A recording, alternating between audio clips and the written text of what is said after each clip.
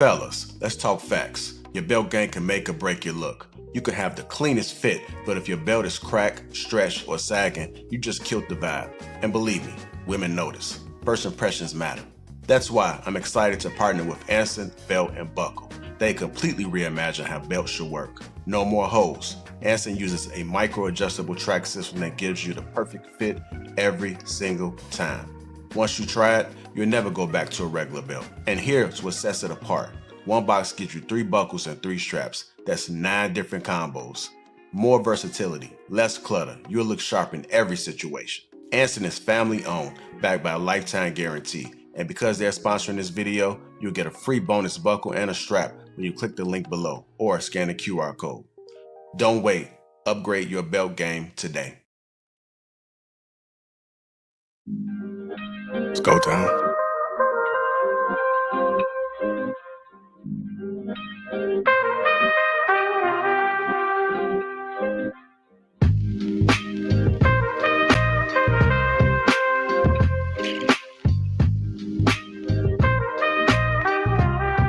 What's going on, family? How you doing? Welcome to Lapeef Let's Talk. Let me go ahead and introduce the crew. We got Mr. Trav Smooth, Ty from the Shot, Boheme, Dave, the business bully, Amira, pretty intellectual, me myself, the PJR. Welcome to Lapeef Let's Talk. What's going on, family? What's going on? How y'all doing? Good. Hi. Happy Thursday, man. Good to see you guys. Happy Friday, Junior. There you go. So y'all getting fancy, huh? What's going on? How you doing? Aisha. Okay. Family reunion. I see. Okay. Mm-hmm. All right, no problem with that. That's my girl. See you.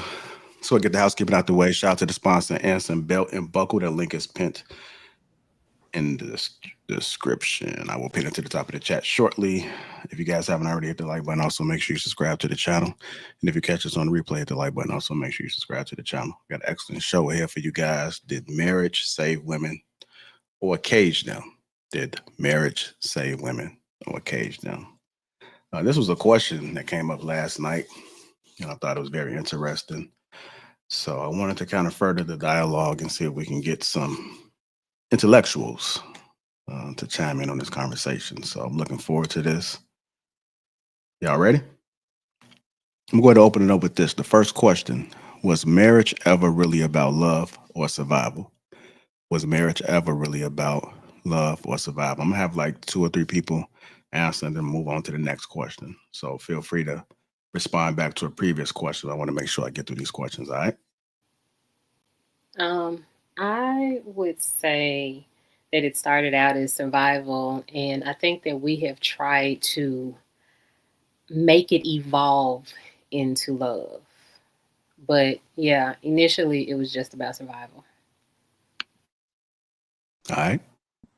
Anyone I else? would agree. Marriage has always been a contract to exchange, whether it be securing lineage or securing land or securing and transferring wealth. It has literally never started on the concept of love. You know, we talk a lot about traditional versus modern. I think one of the most modern things you can have is actually a marriage based on love.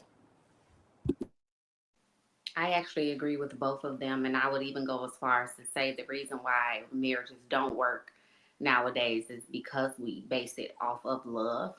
And a lot of us, love, we think of love as a feeling rather than a decision, a constant choice you have to make with another person, actual commitment. So once that love goes away, right, love can be fleeting, then that relationship is no longer important, which is why marriages don't last nowadays.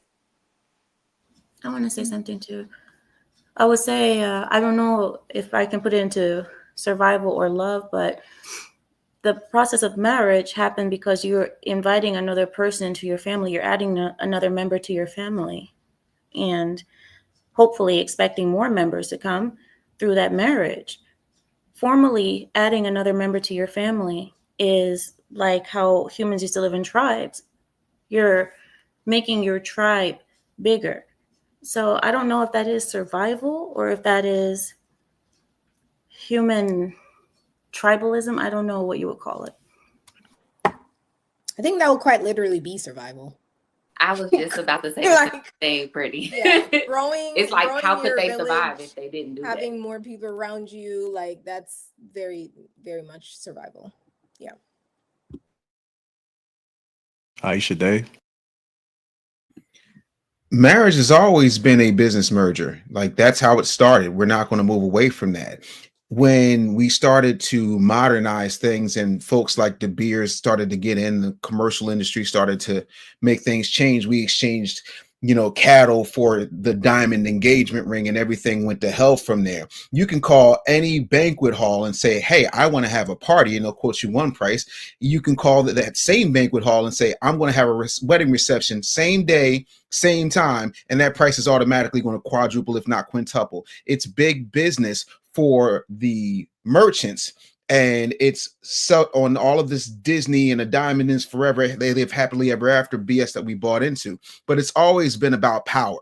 Kings married for power and strategy. Sometimes people even married their own cousins so that they could keep their bloodlines as royal as humanly possible. It is not an uncommon thing. Arranged marriages were there because the fathers of the bride and groom had business that they wanted to make sure stayed together. It's not an uncommon thing. This is a relatively new thing going back just a couple hundred years when it comes to this whole romance, love leading thing. So yeah. Go ahead, Ish. I agree with the panel. I mean, I think that marriage was a contract between two people. Mainly back in the day, it was because of royalty and land and, people trying to get an obscene amount of wealth. And so I think that, in the last couple hundred years, we've romanticized it. And I think that that came with like feminism and everything else. Everybody wanted to care about how people feel, and our feelings, just the way we feel emotionally, it superseded anything else. Like we put our feelings above it. And I think that all of that happened around the same time. And I have to agree with the synopsis of the panel. The marriage is a contract. And I know, and hey Amada, in her culture, like they still arrange marriages, and I don't have a problem with it. Like I think that if the marriage is arranged, then at least someone can vouch for somebody, instead of everybody just going out here, because everybody can't find someone on their own. So I think that it's set up to where you can, someone else can find that person. And I just feel like love can come later. I don't necessarily feel like you have to be in love to be successful in life or to live a good life. So, sometimes partnerships work, and sometimes that does not involve the action or choice of being in love. Go ahead, Mr. Trail Smooth. Yeah, the panel pretty much nailed it. Only thing I could really add to it is that since the commercialism has been infused into the marriage, I think that's when we saw to see a massive decline in what we now know as marriage. We all know that it was just for joining of the families. It was strategic. People wanted to build on their wealth. I think we got more away from that and bought into the fantasy that mostly Western civilization has served us. They told us what we were supposed to do. This is just part of the programming to have us docile and do what it is that we want to do. This romanticization of or romanticizing of the marriage, it just made it unholy at this point, and the expectations have completely changed from what it is that people were expecting before. They were expected to be in a better position for their family financially. Now people are expected to be a certain height. They are worried about what the look is, and what they're doing with weddings is just blasphemy, in my opinion. Why would you spend 30, 40, 50,000, half a million, some of these fools, just so you could show off to other people to say, look, yeah, we did it. And it's no more egregious as what they've done to uh, holidays that we celebrate and everything else. People found a way to commercialize and get to the bag. That's all it is. And us being a consumer based society, it falls right in line with what they should have done to fool people like us. Go ahead, Pretty. Like you were planning to say something in response. Yeah, and it's a kind of combined response with Aisha and Trev. Like, I'm gonna need us to survive one session without blaming feminism for everything. I do not understand how feminism is responsible for the fact that marriage and the concept of being with another person is romanticized. Feminism was a fight for equity, equality when it comes to socio-political landscapes. Nothing related to I want to make sure that I love my man, and you're making me not have to love him. That's dumb. Like, so I'm sorry, let me not say it that way. That is not the goal of feminism. So I need feminism to not have to catch every single stray. They can catch some, but that's not a feminism thing. What happened was, and breaking it down, marriage was about the exchanging of wealth. When wealth began to be consolidated, right? Meaning when you're consolidating wealth to the top, where less and less of the general population have wealth, and we are steadily shrinking the middle class, what happens is that in order to keep patriarchy alive, you need to sell a dream. So now you need to sell the idea of love. You need a man's love. You need a man's protection, because that man doesn't have land. He doesn't have cattle no more. He don't have little goats, little cows. He doesn't even have the baby little pot belly pigs.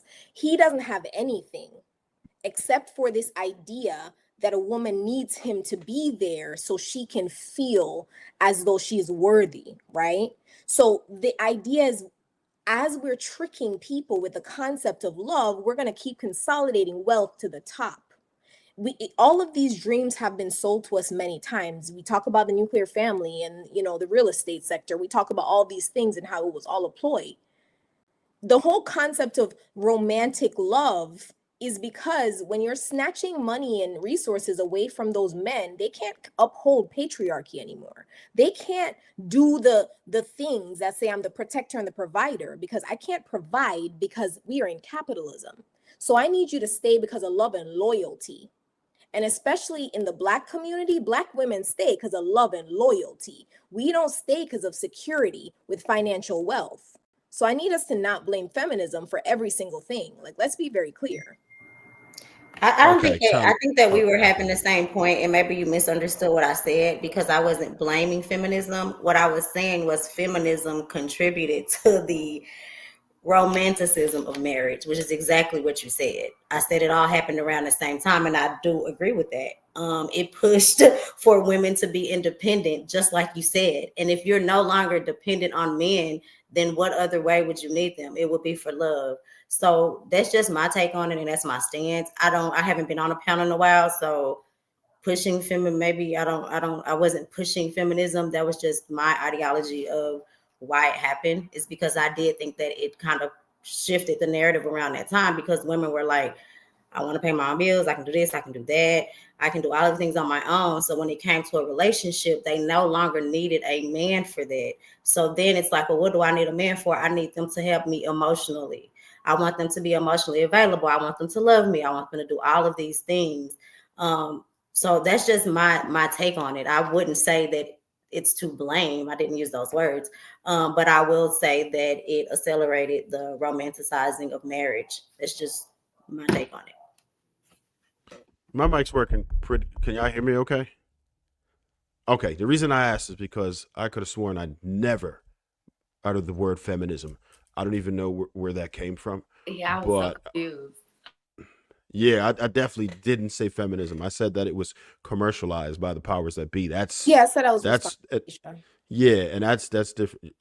Okay, maybe my ears aren't working then, because I could have sworn I heard my name. But either way, just to I guess bring this point home, I completely blamed it on commercialism. Right, that's what's happened, and has it helped to absolutely deteriorate marriages? For sure. When you have people coming into marriages for the wrong reasons, absolutely. And I'm not saying that it's wrong for a person to love. It's great to love your companion. But if it's built on love alone and it's not built on a foundation, and you're not aligned spiritually, morally, then yeah, you're going to have some issues. I just think we're going in the wrong direction. And that is probably the worst reason that I could think of is the commercialization of it. All right. Next question. Who needed marriage more, men or women? At what time period are we speaking of? Just in Because if general. you're, well, every time period calls for something different, right? So if we're talking about the distant history, then women needed marriage just like men, supposedly, right? But we might have needed it more because women didn't have any rights. We weren't able to live a regular life without being attached to some type of man. If you're thinking about specific times in history, you needed men. You couldn't even own property at one point unless you had a husband, right? And once your husband died, the next man in the family now had ownership over you. So according to history, women needed men more. Nowadays, that has changed a little bit, right? Women are in positions where we can own things on our own. We are able to have, property. We were able to make money. We're able to do all of these things on our own. So I don't think it's really shifted where men necessarily need marriage. I think it's up to both parties now, which once again can be maybe a part of the problem. I don't know. But in history overall, I would say women needed marriage more in the past. So, yeah, I think it switched back and forth because women needed men, bank accounts, land, whatever, all of that in this country. But in the inception of the country, I guess it just depended because women inherited their husband's land when they passed away. And then ended up needing men because they changed the laws because they didn't want the women to have their land. So like it kind of it flipped back and forth so much. And so nowadays I'm gonna say that it benefits men more than it does women now. So like it just depends on when. But yeah, both kind of it flip flop. But I think that it was more beneficial to men overall than it was ever to women. Yeah, my answer to that. Go ahead, Amra. Thank you, Brady. I work in the divorce industry. I work in family court. Men today have no need for women. In fact, women bring more problems, debt, stress, pain, and suffering to men than anything else, than any value. Maybe before, when a man got married, there was more value that he was getting from a woman, but he was getting her purity, her loyalty, her family, and things were different. But now men get married to women who aren't pure, who don't have any skills anymore. The majority of women don't even know how to make basic things at home. They don't know how to press clothes. They don't know how to do anything. So they're not really doing anything for men. Today, a man can do everything for himself, especially like washing clothes, whatever. But before, he needed a wife to wash the clothes, to cook, to press. Now, he can do all that stuff by himself because he has machines. We have machines that does everything. Women are almost useless in marriage today. And I say that only because of the type of women that I'm talking about. I see it every day in divorce. Men, when they get divorced, the women take all of their resources, all of their money in divorce. So I would say women need men more today than before. Because now you see women, they get married, they pop out a kid or two, maybe even sometimes none. And when they get divorced, they take the man for all he has until the day she gets married again through child support, spousal support, any way that she can milk a man. So I'm seeing it a little bit differently. But yeah. Okay, if I can just respond. So there's no statistic, I understand, like our personal experiences, but there's no statistic that would support the fact that marriage benefits women more today. I would say that I would agree with Bo that it shifted, right? The initial reason for marriage benefited men, and it benefited families, that the lineage ran through the patriarch, right? The man's last name, the man's lineage. That was the original design. It benefited him. It did not benefit her. No matter what we say, you sold your daughter so that you could secure. That was what the exchange was. As we progress and we're talking about flipping back and forth, and now we have the idea of the spinster and the old maid, the woman who couldn't get married and have kids. Yeah, it would benefit a woman in those times, because now she would be shamed if she did not have an attachment to a man. And in certain cultures, she would be stoned, unalived, all the things if she was not attached to a man. It would benefit her from a safety perspective, right? Because she was required to have that man. In today's day and age, men report higher wages, longer life expectancy by being married, right? When you think about presidents, none of them have ever been able to even try to attain the position without having a wife. Partners at quite a lot of law firms, right? When you think about positions that are high ranking, having a wife, having a sign of discipline, loyalty, security, consistency has always proven to be beneficial to a man. So when you're saying what benefits who more, on the flip side, conversely, when a woman tries to attain when she's married, people are factoring in, oh man, you may have a baby in the next 2 years, so we can't hire you for certain positions. If you even look into Dubai's culture, some women lie about being married because of the fact that if they're married and they're a certain age, it will be assumed that they will have a child in the next 5 years, they will not receive a job. So when you think about what we're actually benefit, I mean, I guess, yeah, I got a man, my man, my man, my man, that's my benefit. But then when you're actually thinking about it structurally, generationally, not really. Like, let's take our personal feelings out of it and let's really think about it.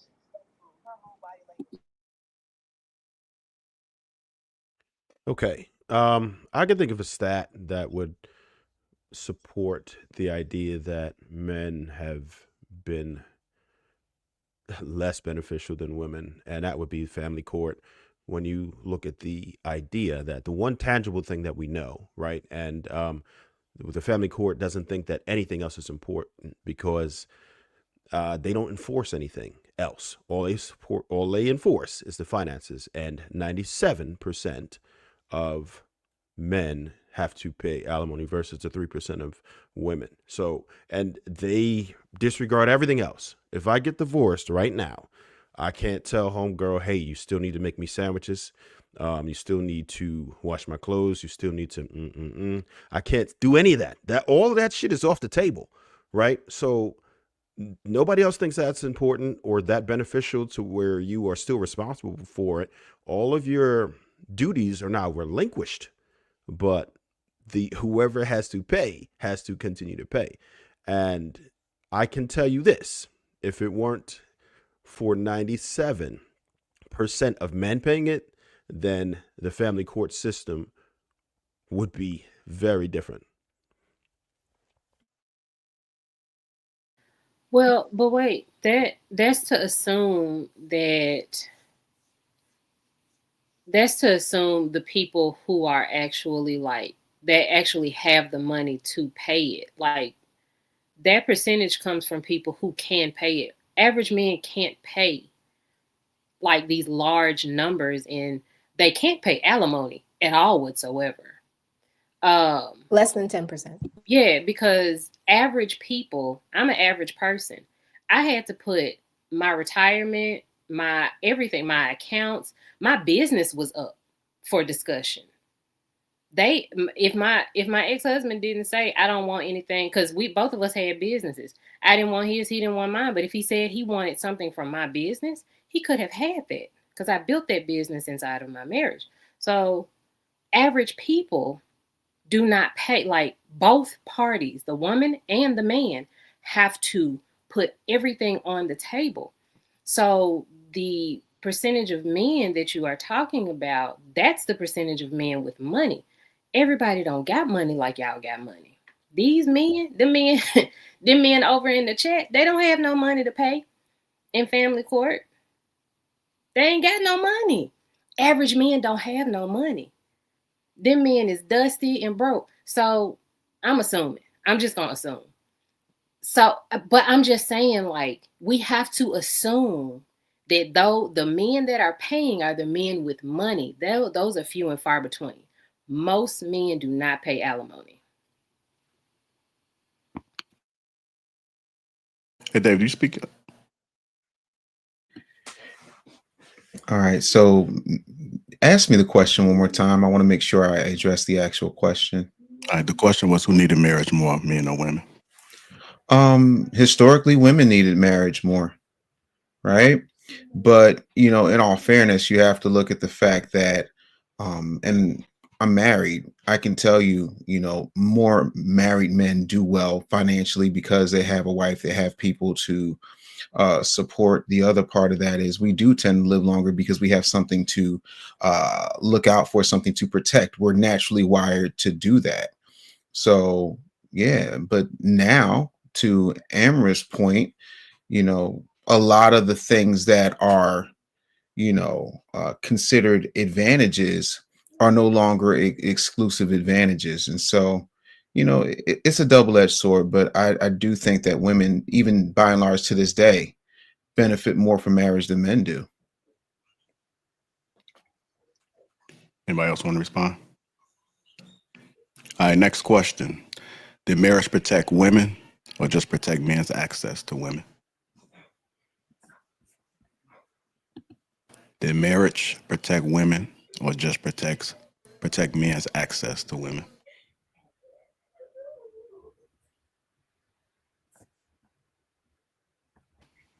I want to hear what the men got to say. Okay. To be honest, I think a great portion of men do benefit from marriage in that way, right? Because if we were left to our own devices, the top 10 to 20% of men, which you see happen in real time, you watch enough internet, then you get it, would take all the women, and the woman would be happy to do it in most cases. Being that polygamy or polygyny in this case is illegal, then you don't see that type of thing happening. And of course, our culture is designed a certain way and blah, blah, blah. But absolutely, it will certainly help men who are average to obtain women, right? Because you have somebody who you can say is your own, you can lock down. I mean, these are facts because we know how it works anywhere else, any other species. You see it. Like if you the guy, then you're gonna get the girls. That's just life. So we do understand that. I'd like to say it definitely protected men's access to women. Because even if we are gonna bring in the wild, I mean, men would, like, males would unalive other males just to get a waft, just a prospect of being close to the female of the species, right? Like, they would do just about anything. So when you speak about, like, nature and natural selection, what marriage did was safeguard male humans, being men, from the consequences of natural selection. So instead of a woman choosing a mate based on primal instinct and based on, like, who she deemed to be the best person to procreate with, it was, my dad told me I had to marry you because you're giving me 10 cows. And, like, so basically, yeah, I'm kind of going over there because that's kind of what I got to do. You don't have there's not the connection or the instinctual. So when everyone compares themselves to animals, we do not operate anywhere close to what animal instincts are, because we've already safeguarded men from that men who generally do not meet the criteria are still getting access. Because if you're born into a good family, someone brought up earlier that cousins married each other. How do you think those kids looked? What do you think their genetic makeup was? What do you think their probability of success? If it were not dealing with, like, hey, you're Pretty. from a rich family, would anyone choose them? No. Pretty. Yeah. That's why the people got cleft lips and Correct. all And kinds the of chin, Mhm. like all of Mhm. those things, it's from that. Like, and these were royals that would have these features because they did not like, come on. So women are not choosing those men because they're like, wow, you are giving very much, this is who I want to procreate with. No, it's my dad said I had to marry you because he would like land. And that's what that was. So it definitely protected men's access to women for sure. All right. Anyone else on this question? Did marriage protect women or just protect men's access to women? I'll answer. Oh, Marcus, go, Marcus. Yeah, appreciate it. How y'all doing? So I'm listening to the question, and I think depending on the timeline and the intent of the people we were talking about, right? So when I think about what I believe traditional marriage was set up for, it was to be covering, to be the covering for the woman, to make sure that she had a male that was going to be there to fend off from other males, because we can be aggressive and take what we want, especially in the traditional times, right? So you have people that are standing in the gap to be a protector and a provider. All the things that they list that men are supposed to do was what her father was supposed to do prior to him handing the reins off to you. And the father number one priority is to protect their children, which is why the saying is like going from covering to covering. So it initially was intended to protect the women in your family and ensure that the man that you gave them to understood the assignment. It's why fathers would have conversations with them. It's why we would give approval. It's why we wanted to be involved in the vetting process. It was all steps and levers that were put in place to protect our children, if you were the father, and to understand the assignment. Now, moving forward, I think it transversed into something different. And it was ensuring that no matter what, women would not leave, is how it appears that women proceed maybe the last 60 to 80 years of it.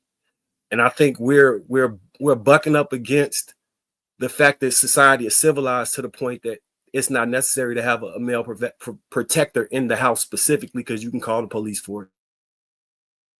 Plumber and all of these jobs that traditional masculinity would be in charge of, you can finance now, or you can figure out, you can brush them off on this to someone else, so the man doesn't have to specifically do those things. So with that said, the trade-off isn't the same, and men vice versa feel the trade-off isn't the same, because we got dishwashers, we got Grubhub or Uber Eats, childcare. So it's so many different amenities that current society provides. It's hard to make the argument for either side that marriage doesn't, you know what I'm saying, it doesn't provide what it did in the past. So we run into just difficulty making that argument today. I just wanted to say something to Marcus' statement, Amara, then I'll let you go. I'm sorry.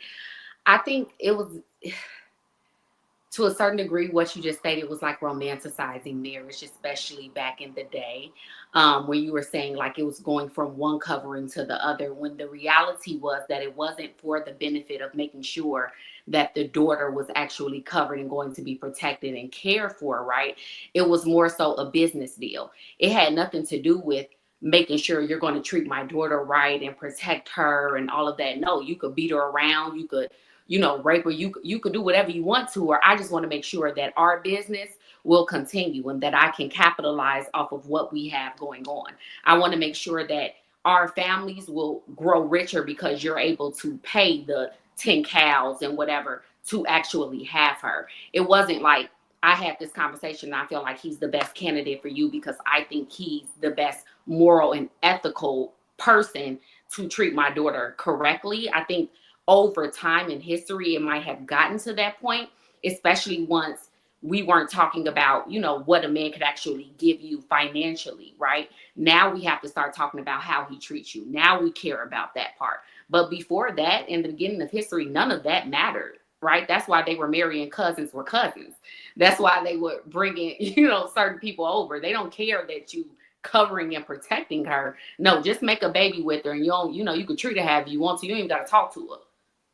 who cares how she feels or if you're actually providing and protecting her? I think in our minds, we would like to think that that's the trade-off that happened. But history has shown that, you know, women were heavily misused, abused. I mean, they were literally marrying off their 8-year-old to a 37-year-old man. How is that making sure that she's covered and provided? Like, that's insanity, you know? So I just wanted to comment on that part. In response to that, I don't know, like I had a different response in total, but Ty brought up points. I mean, I don't know what kind of men you guys know, but the men that I know, the fathers that I know who are seeing their daughters get married and they're handing off their daughters to another man, to her husband, most of them are not being like, oh yeah, take her, I'm glad to get rid of her, yeah, I'll never see her again, bye bish. They're not doing that. It's more of a, I don't know what kind of men you guys know, but from what, before women couldn't work, there was a time when women weren't allowed to work. So if a woman did not get married, she either stayed in her parents' house for the rest of her life, got old, remained childless, and there's no development of wealth in the family, or she was married.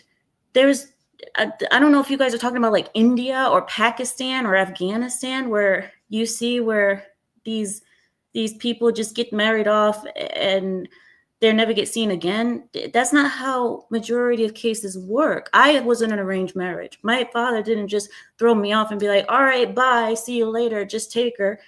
That doesn't happen in arranged marriages. And I speak on that out of experience from families, from my families, generations of us getting arranged marriage.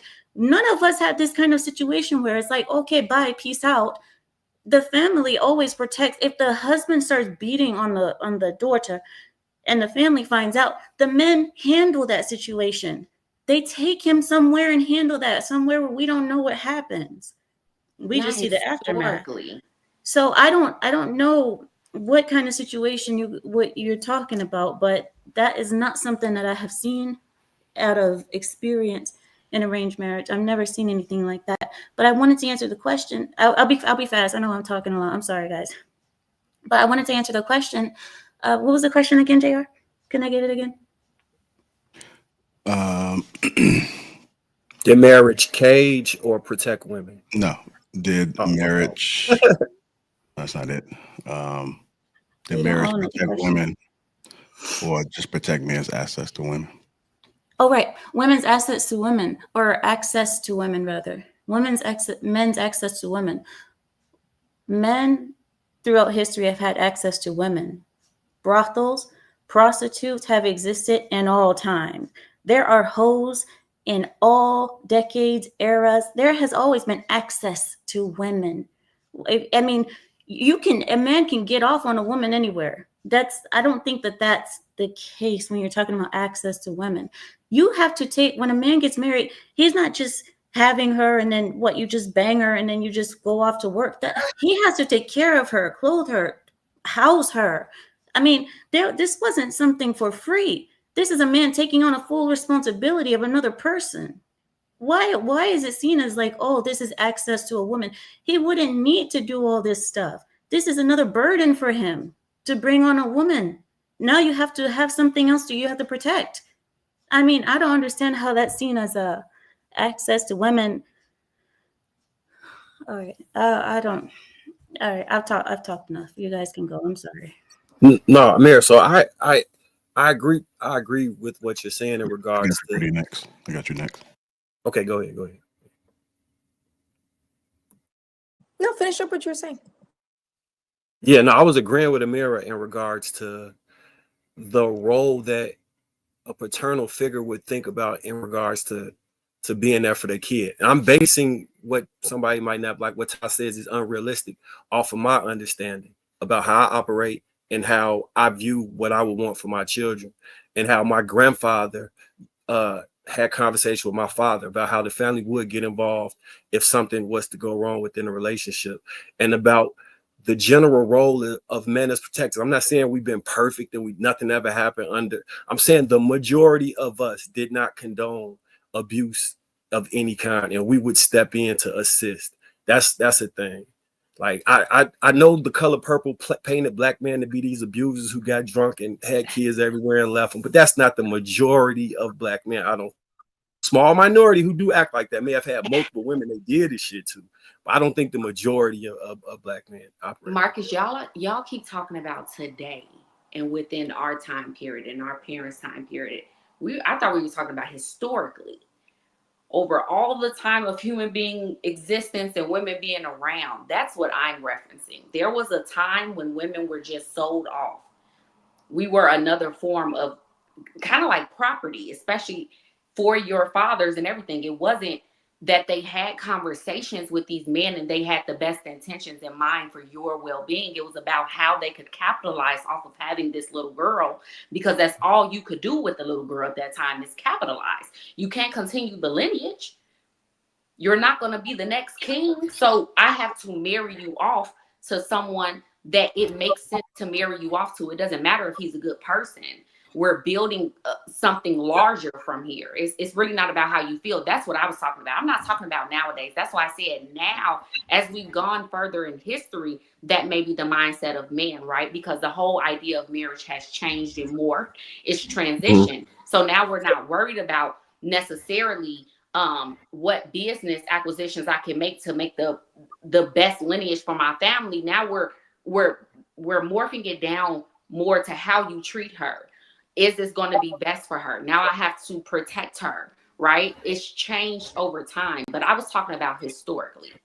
You guys keep talking about your personal experiences. I've never experienced it either personally, but right. Thank you. Ty, when I think about historically, it's only been a smaller margin of wealth. 1 second. Go ahead. So I just want to quickly kind of clarify, because when I was listening to Emma speak, she said, I don't know where you guys are from, but this doesn't happen where I'm from. And when we're speaking about history, it's important to understand that we're speaking about the globe. We're not speaking about where you're from. We're not speaking about where I'm from. We're speaking about the globe. And there's some of us that can remove ourselves from being myopic, and we can think about the macro, and we can say, hey, this might not be my experience, but this is somebody else's experience. You brought up India. India alone, without bringing any of the other countries you mentioned, is 20% of the human population.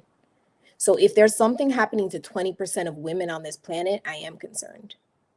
I am concerned. It doesn't have to happen to me for me to be concerned. That's what empathy is.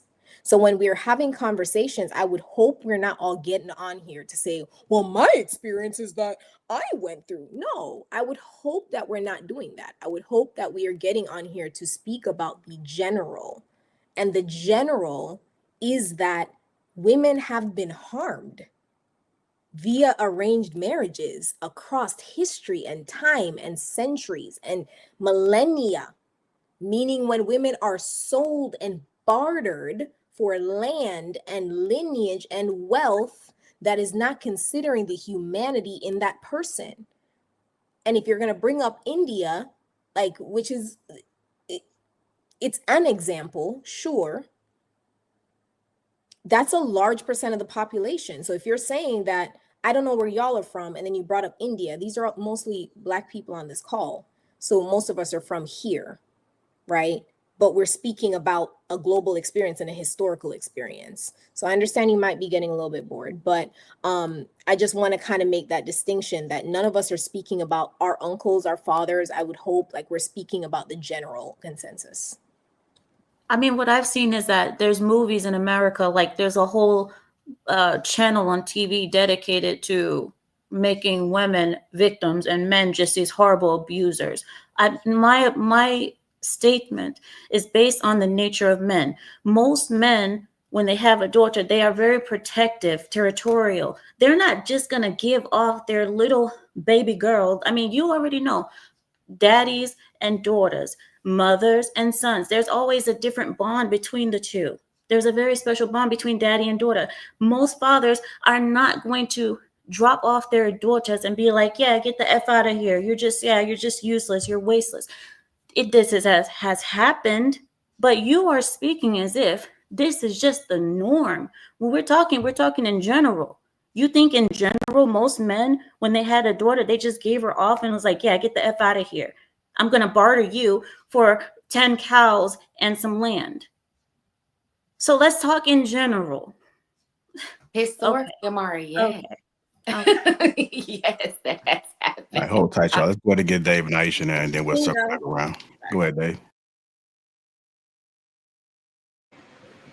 Marriage didn't protect women. It protected men's access to them. It was a contract of control. It was disguised as commitment. She became property. He became respectable. Love was the cover story, but ownership was the business. I mean, I call balls and strikes. Facts are facts, right? If you were out historically, because we're speaking historically, we're not talking about right now. Is that correct? Or are we talking about then and now? Because we're talking historically. If a man was successful, but he did not have a proper wife, he had a lower standing in society. So it was beneficial to a man, especially a man who was supposed to be upwardly mobile, to be married.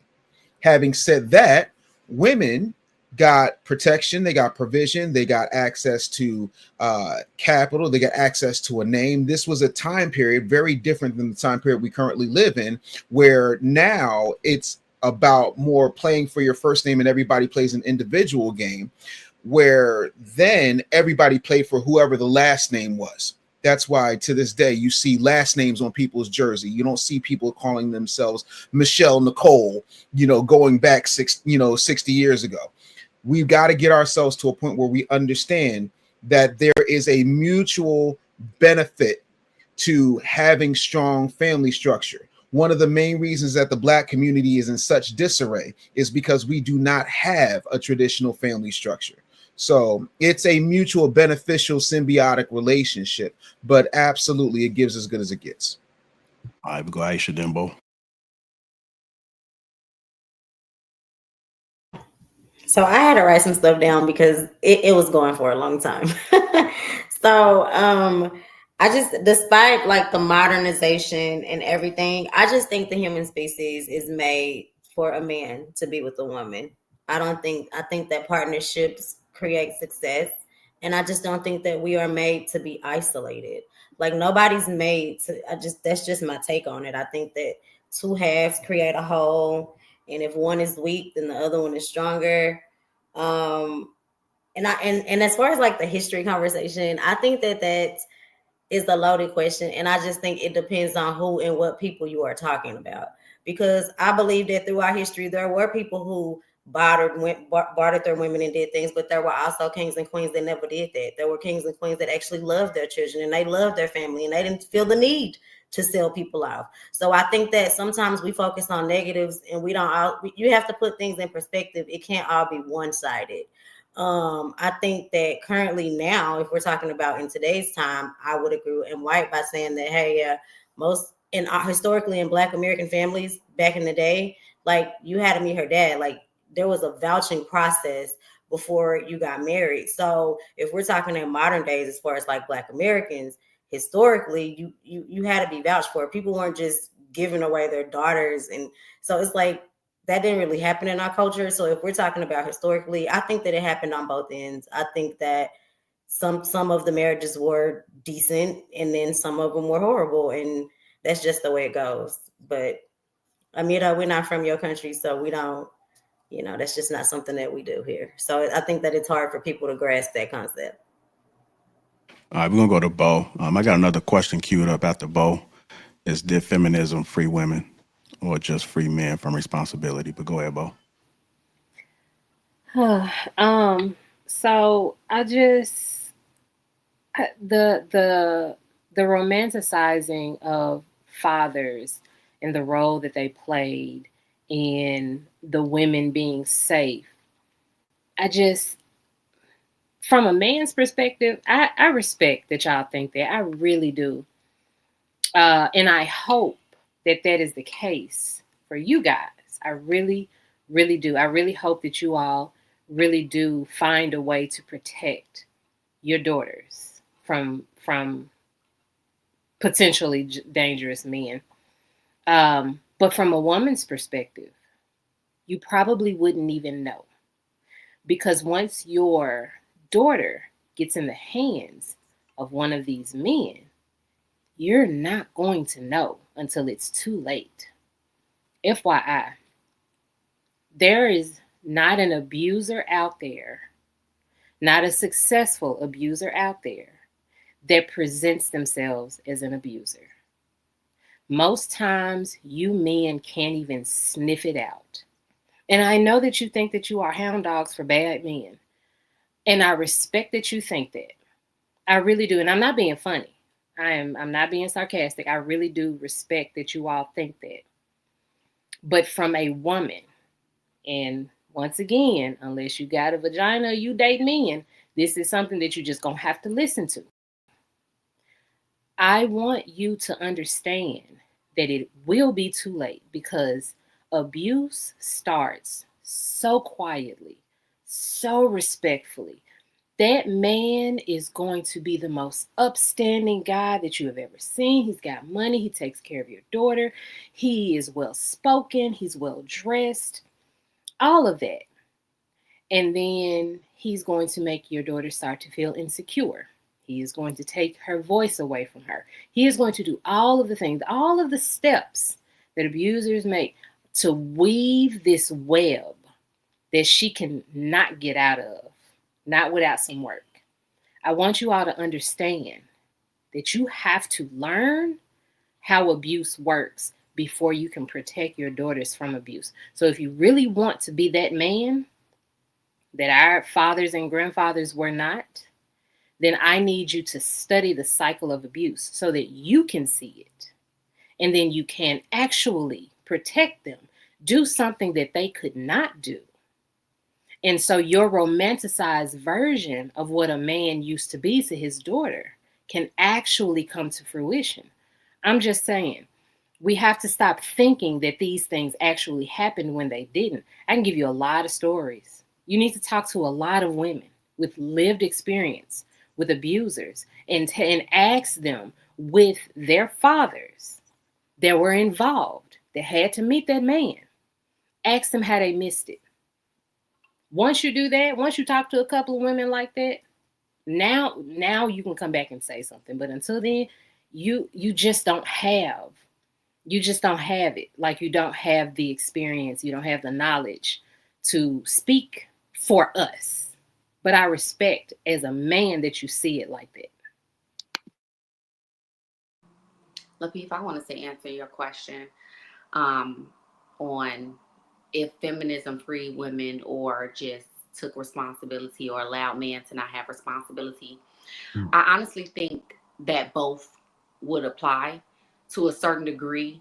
It freed women or gave women the illusion of freedom.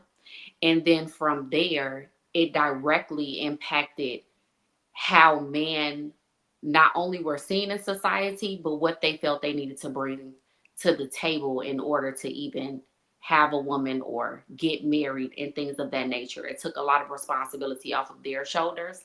And now we have this world, right, where everything can be 50-50, or a woman can take care of a man doesn't have to do as much because of feminism and what it has been pushed into and what is represented as that today. All right. Anyone else on did feminism free women or just free men from responsibility? I got a question for the women about what percentage of men do you think are abusers?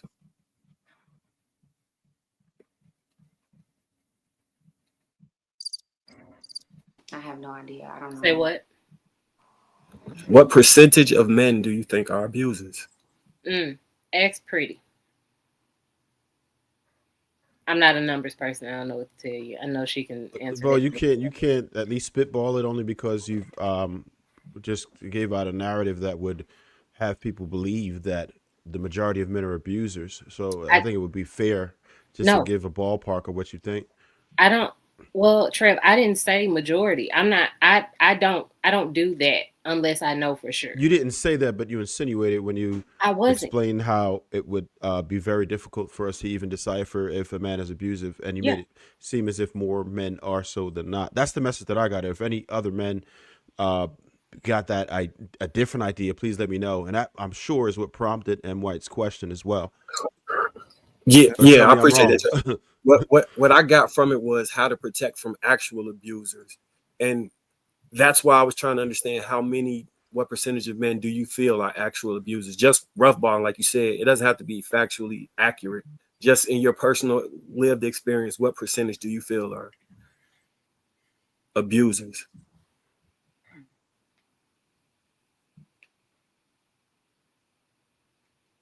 I don't know. I throw a number out there. I don't really know. Maybe 10%. Well, Google says 3.4 to 15%. Oh, I was in there. I think Dave was trying to go ahead, Dave. Well, Okay. so rates of domestic violence against adult women by men partners. This study examines the rate of domestic violence against adult women by men partners. 218 women at 2 primary care clinics responded anonymously to a questionnaire. 48% reported verbal abuse, 44% minor physical abuse, and 28% severe physical abuse. I don't know. Go ahead, Dave.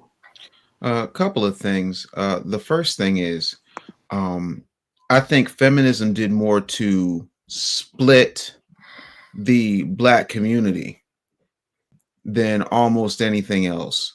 You know, it is a documented fact that Gloria Steinem was paid very well by the CIA to come to Black women and say, you're a woman first and then you're Black. Come burn your bras with us. So when you have a psychological op played on so many levels, that indoctrination, you know, tends to permeate throughout the annals of history, even to this day.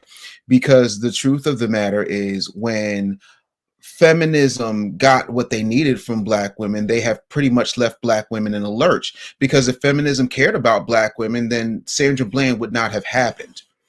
You know, if feminism cared about Black women, then there wouldn't be so many Black women fighting for things like the Crown Act, because their hair is being policed. So that's one thing. Secondly, I'm a married man. I love my wife. I love my children. I have raised a child to adulthood. And there are certain things in my house, because I can only protect what's happening in my house, and that my children automatically know. And one of them is, I got to give it to Bo. She's 100% right. You don't know if somebody is going to abuse. I also have raised my daughters to live in the world that exists, not the one we wish existed. So if in fact that were to happen, my daughters automatically know that I have lived a very, very good life, a very clean life, a life that would allow me to stand in front of a jury of my peers and get off. And in the event that I didn't get off, I would still be the hero of the prison, because I promise you, I come from, you know, a father who was born in 1935 and a grandmother who was born in 1904. We don't play that around here. I will kill you and ask questions later. That's how that works. I'm a father. I don't need a study. I don't need to talk to 17,963 women. I need to talk to the 2 women who are in the next room who call me daddy. And if something happens and I miss it, I'm coming running, and it's going to be some slow singing and some flower bringing. That's that. In general, how many fathers do you think operate that way? I have absolutely no idea. Like Bo, I'm not that type of statistician, but for those of us who are active, according to you know, the U.S. Department of, I forgot what it was. I just had a brain fart because I'm middle-aged and I'm tired, and y'all keep me up late. But we are supposed to be the most involved and active fathers. But I don't know a father personally, anecdotally speaking, who wouldn't at least maim, if not go further, if it comes to protecting their daughters. Period, point blank. I love the Second Amendment for that very reason. Go ahead, Pretty. So a couple things were said.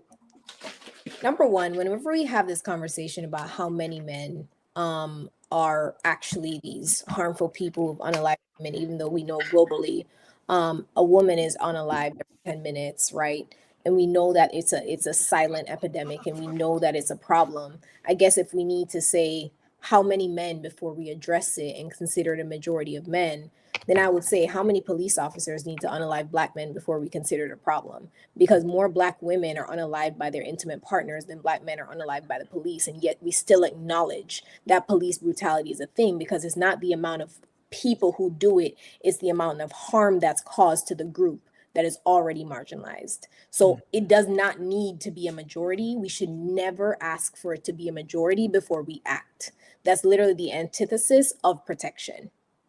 It's as if you have a house, you see a roach, and you're like, well, it's not the majority. It's only one roach. No, you unalive, you kill the roach. When you see it, you kill it. That's it. You don't need to wait for it to be a majority. You don't need to wait for it to manifest. You don't need to wait for it to multiply before you decide, hey, let me act on this. Protection is proactive. What you have explained, Dave, is vengeance, which is reactive. One second. The harm has already occurred. Protection, the beginning of the word pro, it means before. So if we're sitting here talking about what I'm going to do if my kid is already harmed, it's already happened. So yes, I'm sure she's so happy that after she has been raped or essayed or whatever, that her dad's going to go take the life of the person, end up in jail his whole life. Now she's without her father and she's traumatized. Sure, she might be happy about that. But protection would mean let's address the concept of the threat before the threat happens.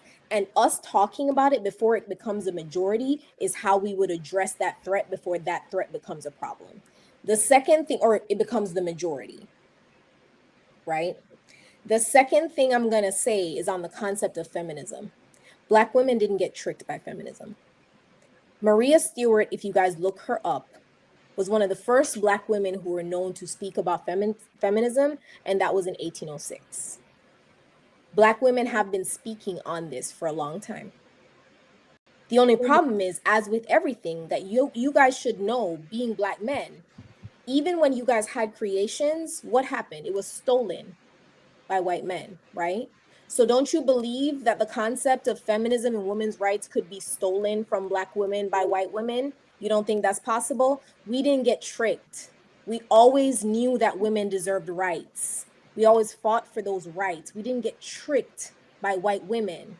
They put a fancy word on it, and all of a sudden you think they invented it. That is what you call internalized white supremacy.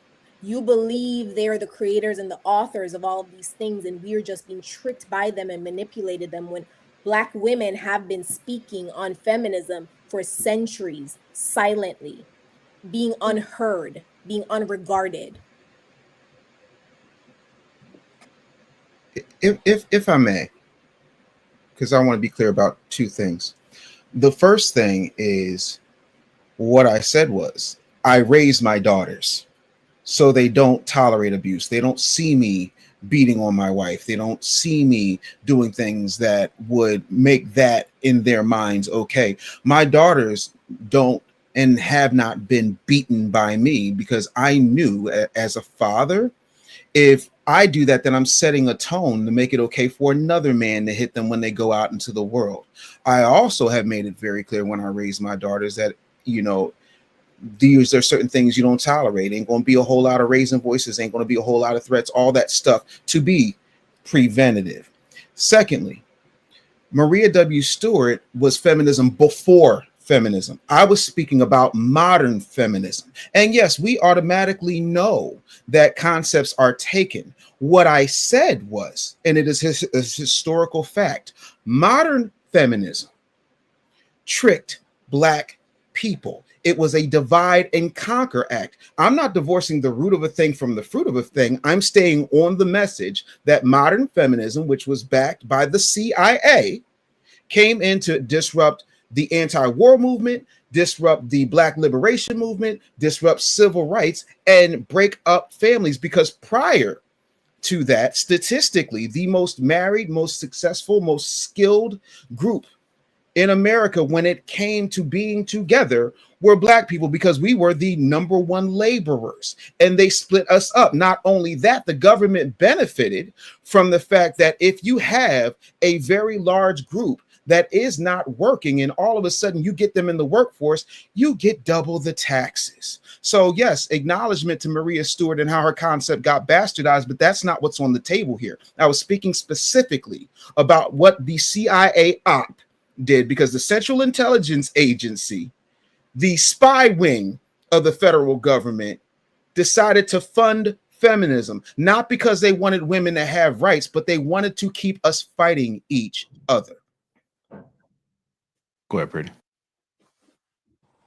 So just to confirm, instead of speaking about the overdrafting of Black men in the Vietnam WAR, I don't know if we could say that word on here, when they returned, not receiving any GI benefits that they were promised or were told they would have, right? So thus removing all benefits. When they came back, not receiving care for PTSD and drug addiction that they from trauma they experienced while they were deployed. We're not going to talk about the guns epidemic, the drug epidemic in the Black community. We're not going to bring up any of those things to say that is what has caused the Black families to fall apart. We're going to talk about feminism. Oh, I'm sorry. I thought this topic was about feminism specifically. But it's not the main cause, because the Black community was attacked in all facets of activity, right? Feminism would not be one of those things. Feminism is actually the thing that held the Black community together when those attacks happened. Because let me make something very clear. When those men returned and they were strung out, when the gun epidemic and drug epidemic happened, all of those things, right? If women couldn't have cards in their name, if women couldn't work, if women couldn't own homes or at least rent homes with leases in their names, we would have been SOL. We would have been SOL because our men were being disproportionately drafted. They were consistently being targeted. Over criminalization is a thing. All of those other facets. And if Black women did not have the right to be able to own and lease apartments, it would have been detrimental. So explain to me how you're going to say this is the cause and not all of these other things. Also, in the 1960s, when Black people, or 1955 was the height of Black marriage, was also the height of Black poverty.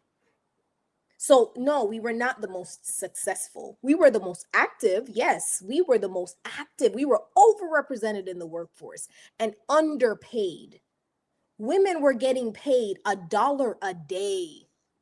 The average during that era was $5,600 per household. $1 a day, if she worked 7 days a week, is $365 a year. No, these were not good times. All right, let's get some other folks in there. Real quick though, can I? JR, just I need to ask you this. Were we talking specific? I have two questions for you, JR. The first one is, were we specifically talking about feminism? Oh, in that last question, yes. In that last question. So I was addressing the last question. Am I correct so far? Yes. Cool. To the entire panel, did I say at any time that feminism as a CIA op was the only exclusive cause? No, I did not. No. But I do address all of those things that you talked about in the Real Black Agenda. So yeah, no, this was not a thing. And I'm just not big on goalposts moving. I know what happened after 9. That's not the issue.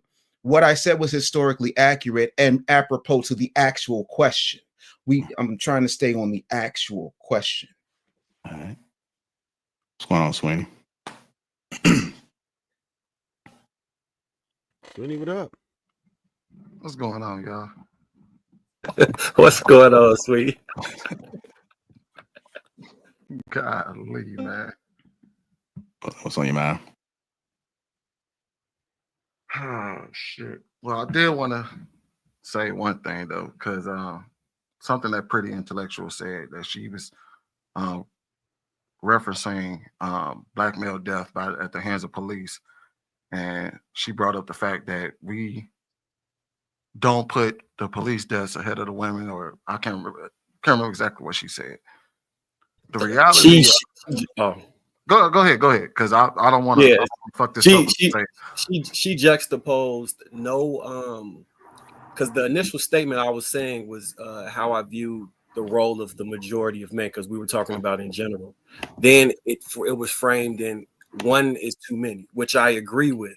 So it's kind of an argument that I wasn't making, but I just let it go forward because yeah. So that wasn't She was also talking about globally, so not like on the local level. She was saying Fair enough. global. These are global numbers. This isn't like within our communities or anything of that nature. The goalpost keeps moving. That's all I have to say. Fair enough. So here's the thing, though. I thought the goalpost was global. Are we speaking just Black community? I mean, I can address it globally. The thing is, though, is that are we really concerned about how many people die globally? Because the reality is that almost 80% of deaths globally from violence, and I'm not saying that's if you take war out, over 80% of deaths globally are men. So do we actually care, or are we only saying that we care because it just so happened to be women on the chopping block? Sweeney, I'm going to say no, because if that were the case, they would be banging for number 1, heart disease, number 2, cancer, number 3, the vid, number 4, stroke. Right. We could keep going, but it's not even in the top 10 reasons. But I don't hear anybody bang for any of those reasons, to be honest. So it isn't just about the death. It's particularly against men sometimes, and that's the problem. And then I'm gonna be honest with y'all. Here's the reality of it. To create a human being, to recreate ourselves, you need one woman and one man. There's no way to do it without it. All the other shit is social. All the other things that we come up with in society to deal with one another, all that shit is social.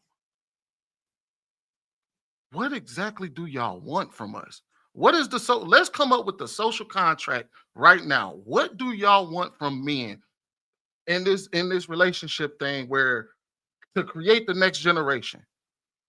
Because all of this shit is social.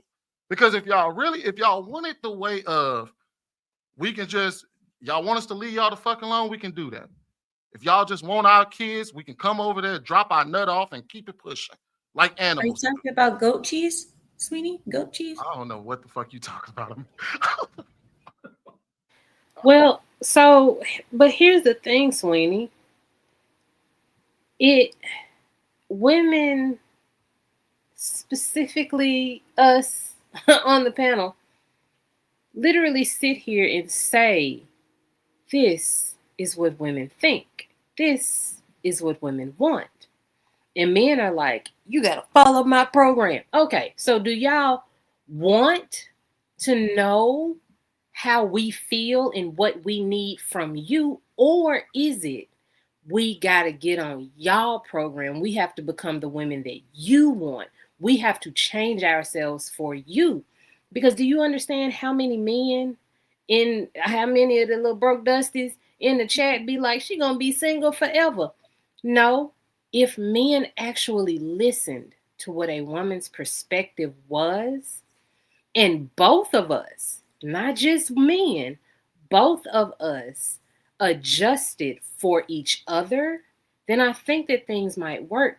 But men want women to acquiesce.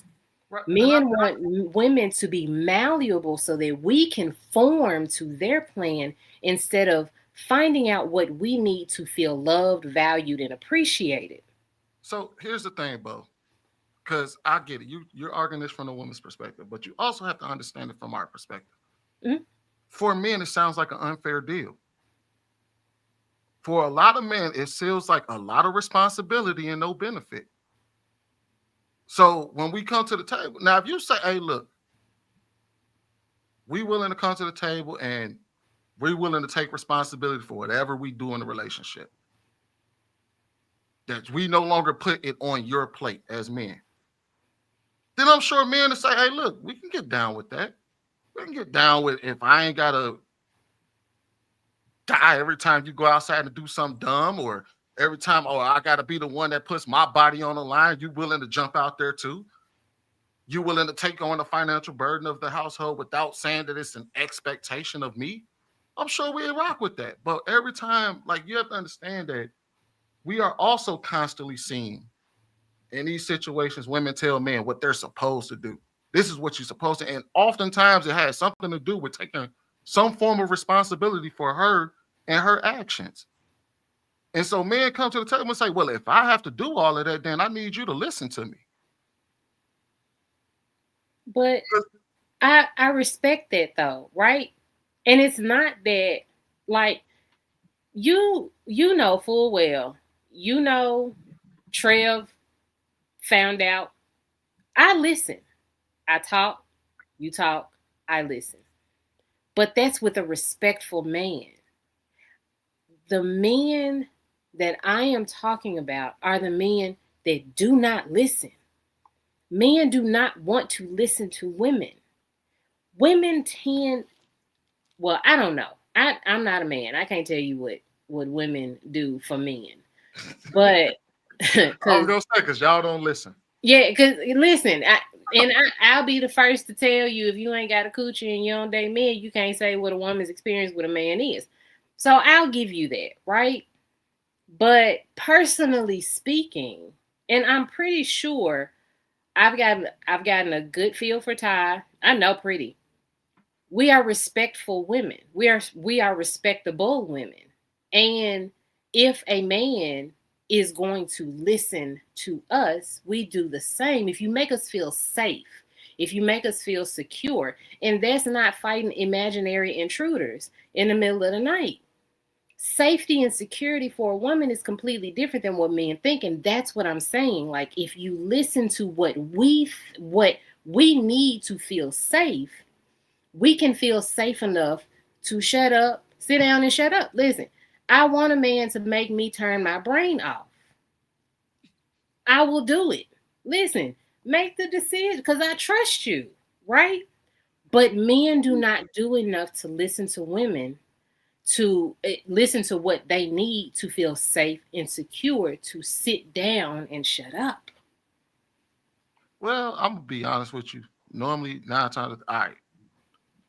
Trev, me, JR, I don't know about Dave and M. White. We done had dozens of conversations. Shit, hell, at this point, it must be hundreds of conversations with women about what that actually is. And 9 times out of 10, somehow, some way, it cycles back around to how much money he makes.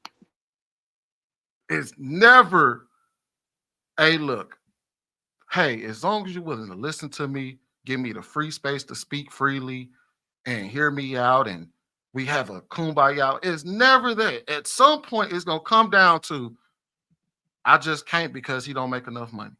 I won't listen to a man that makes less than me. I can't respect a man that doesn't earn this. And now, granted, I'm sure the fellas on this panel don't really necessarily have those issues with our women because obviously we're still with them. I'm quite sure if we was having that issue, they wouldn't even be here. But when we talk to women publicly about this, almost majority of the time when you start to ask them, you be like, okay, what does that look like? What is it? Tell me, what does it mean for me to make you safe? And it's never the internal things or the things that comes to that's with a man character. It always comes with, okay, I only feel safe if this is taken care of, that is taken care of. And most of the time it's financial. And then we would tell them, you do know that majority of men can't provide that. And they would say, yeah, I know. They know the stats. We say it ad nauseum. And they will still say, so what? But I want it. And if you can't provide it, you're not man enough. A real man will do this. And we would say, does that even happen in your real life? And she would say, for me, it does. And there's no way for us to verify that shit. I know that it's not real. I'm sure all of us know that it's not real. You know that it's not real. You know these women are dealing with regular dudes on the regular. Why the hell do they come on the panel and tell us bullshit? Just tell us straight up, hey, look, Money ain't really what we after. We really after this. But when they get up here, they like to cap and talk shit about what they expect from men. And that's all we can go off of. I can't go off of what you do behind closed doors. I can only go off of what you're saying publicly. And publicly, majority of these women are saying it always boils down to the money. It's never the character of a man. Go ahead, Dave, and just get Ty. I saw your hand, pretty. Yeah, no, I'm with Sweeney on this to a certain extent. I'm married, thank God. I truly thank God for my wife. When I get off of this, I'm going to go upstairs and thank my wife for staying with me through everything. Because my God, if this is what's happening out here, nah, absolutely not. It just no. Like, we keep acting like it's you versus me as opposed to you and I together. If you got 2 chargers and you don't have an outlet, your phone gonna die. That's it. This is a symbiotic relationship. And nah, nope, because it's no way. Like, I don't understand how leadership and a man being ahead of his household is an issue. Like, nah, I tell my wife, submission isn't you beneath me. It's that there can't be 2 chiefs in one teepee. Like, it's not we the president.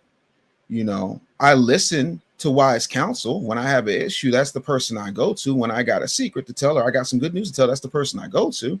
But at the end of the day, the decision is mine because I'm in charge and I'm responsible for the consequences of those decisions. That's what it means to head a household. That's what it means to be a husband.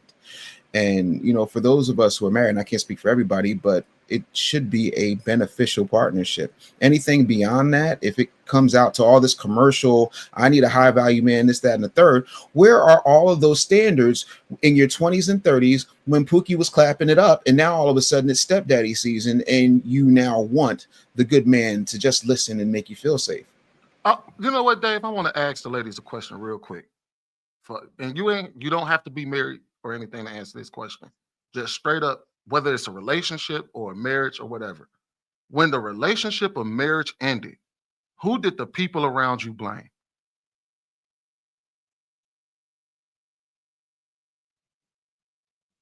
I know me personally, every relationship, I blame myself. Not you yourself. I mean the people around you. They probably blame me too. Like, ladies, who, like, in all your relationships that fell apart, who did everybody, most of the people around you blame? Did they say you, pretty, was the fault? Or did they say that nigga ain't shit? Ty, did they say you, Ty? You know damn well you shouldn't have did that. Or did they say that nigga wasn't shit? Well, I actually got both responses depending on the relationship, right? So I actually have realistic people around me, though. I can't say that's the norm for everyone, as I'm learning on these panels. That's not the world we live in. But I like to surround myself with people who hold me accountable because I hold people accountable. So if I was wrong, I have friends and family that will tell me that I was wrong. I shouldn't have done that. You did too much. You were out of order. And in situations where he was wrong, they would also say he was wrong. And I also like to take time to figure out, even in the situations where he may have done something that ended the relationship, what parts did I play for us to get there?